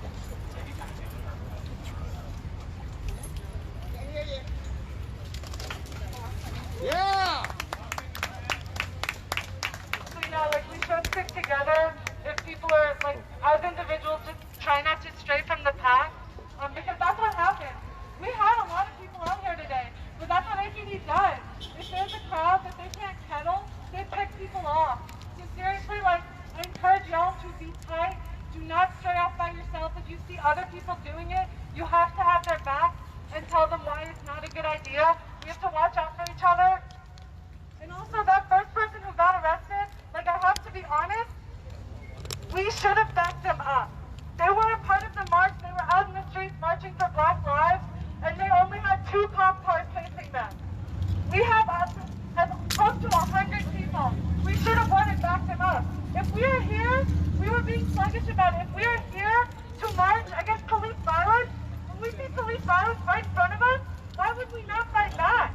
When we say fight back, like just approaching that amount of cops with this amount of people and showing them our anger, it means something. It could possibly lead to that person not being arrested. It was 2 cop cars compared to all of us. And we need to have that kind of energy. Now, it's not always possible to prevent an arrest, but when someone is being crowded by cops, and we have this amount of people, we have the ability to back them up. That's why we're here. That was police violence, right in front of us.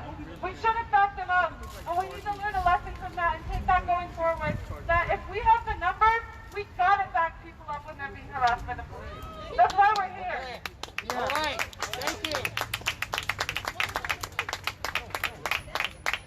Yeah, like staying together, like that's what we could, like, That person was left alone. That person was left alone, like, Let's go. Yeah, like in Gibbons Park. Some police came with riot gear, but the community pushed them out because they tightened up, they were together, they showed them their anger, and they told them, no, you're not going to come into our park and harass us. It has worked. In Austin, there's a history of this working. So we have to do our best to back up our people. Thank you. Thank you. All right. All right. Thank y'all so much for coming out. On this whole stage, we appreciate everyone out here. Thank you. Yeah!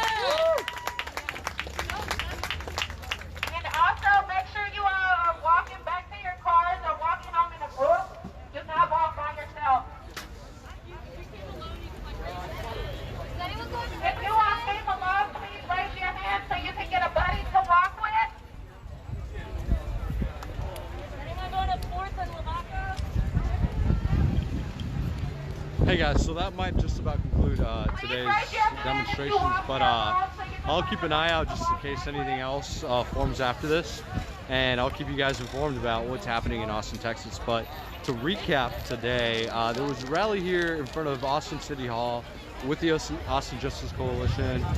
Some speakers came up and talked about the grievances and demands of the black community, gave stories about different aspects of the black community and different members. Afterwards, you know, there was like a dance party, there was free food, and then people got together with the help of the smaller groups that have been organizing in Austin since May. They got together and encouraged people to take the streets, and so that's exactly what happened. There was a march down to the Capitol building downtown in Austin, Texas. On the way, because they were on the streets without a permit from APD, APD did threaten to arrest people on the street. They arrested 2 people in total, one on the way there, one on the way back. But beyond that, you know, looks like largely things are dispersing here, and people are heading home. Unfortunately, I wasn't able to get any interviews because there's a lot of tension with my filming, and there's a lot of people that are concerned and whatnot. So I've just been kind of trying to slowly, you know, gain people's trust again, etc. It's part of being a journalist, guys. But anyway, thank you for watching. Let you know if anything else happens today. But y'all have a beautiful day. Remember, this is unbiased journalism on my page all the time, every time. We try to be as objective as we could be, and as I can be down here on the field when I'm filming, and telling you guys objectively what's happening without, you know, tainting anything with my particular opinion or ideology. So thank you so much. Have a good one.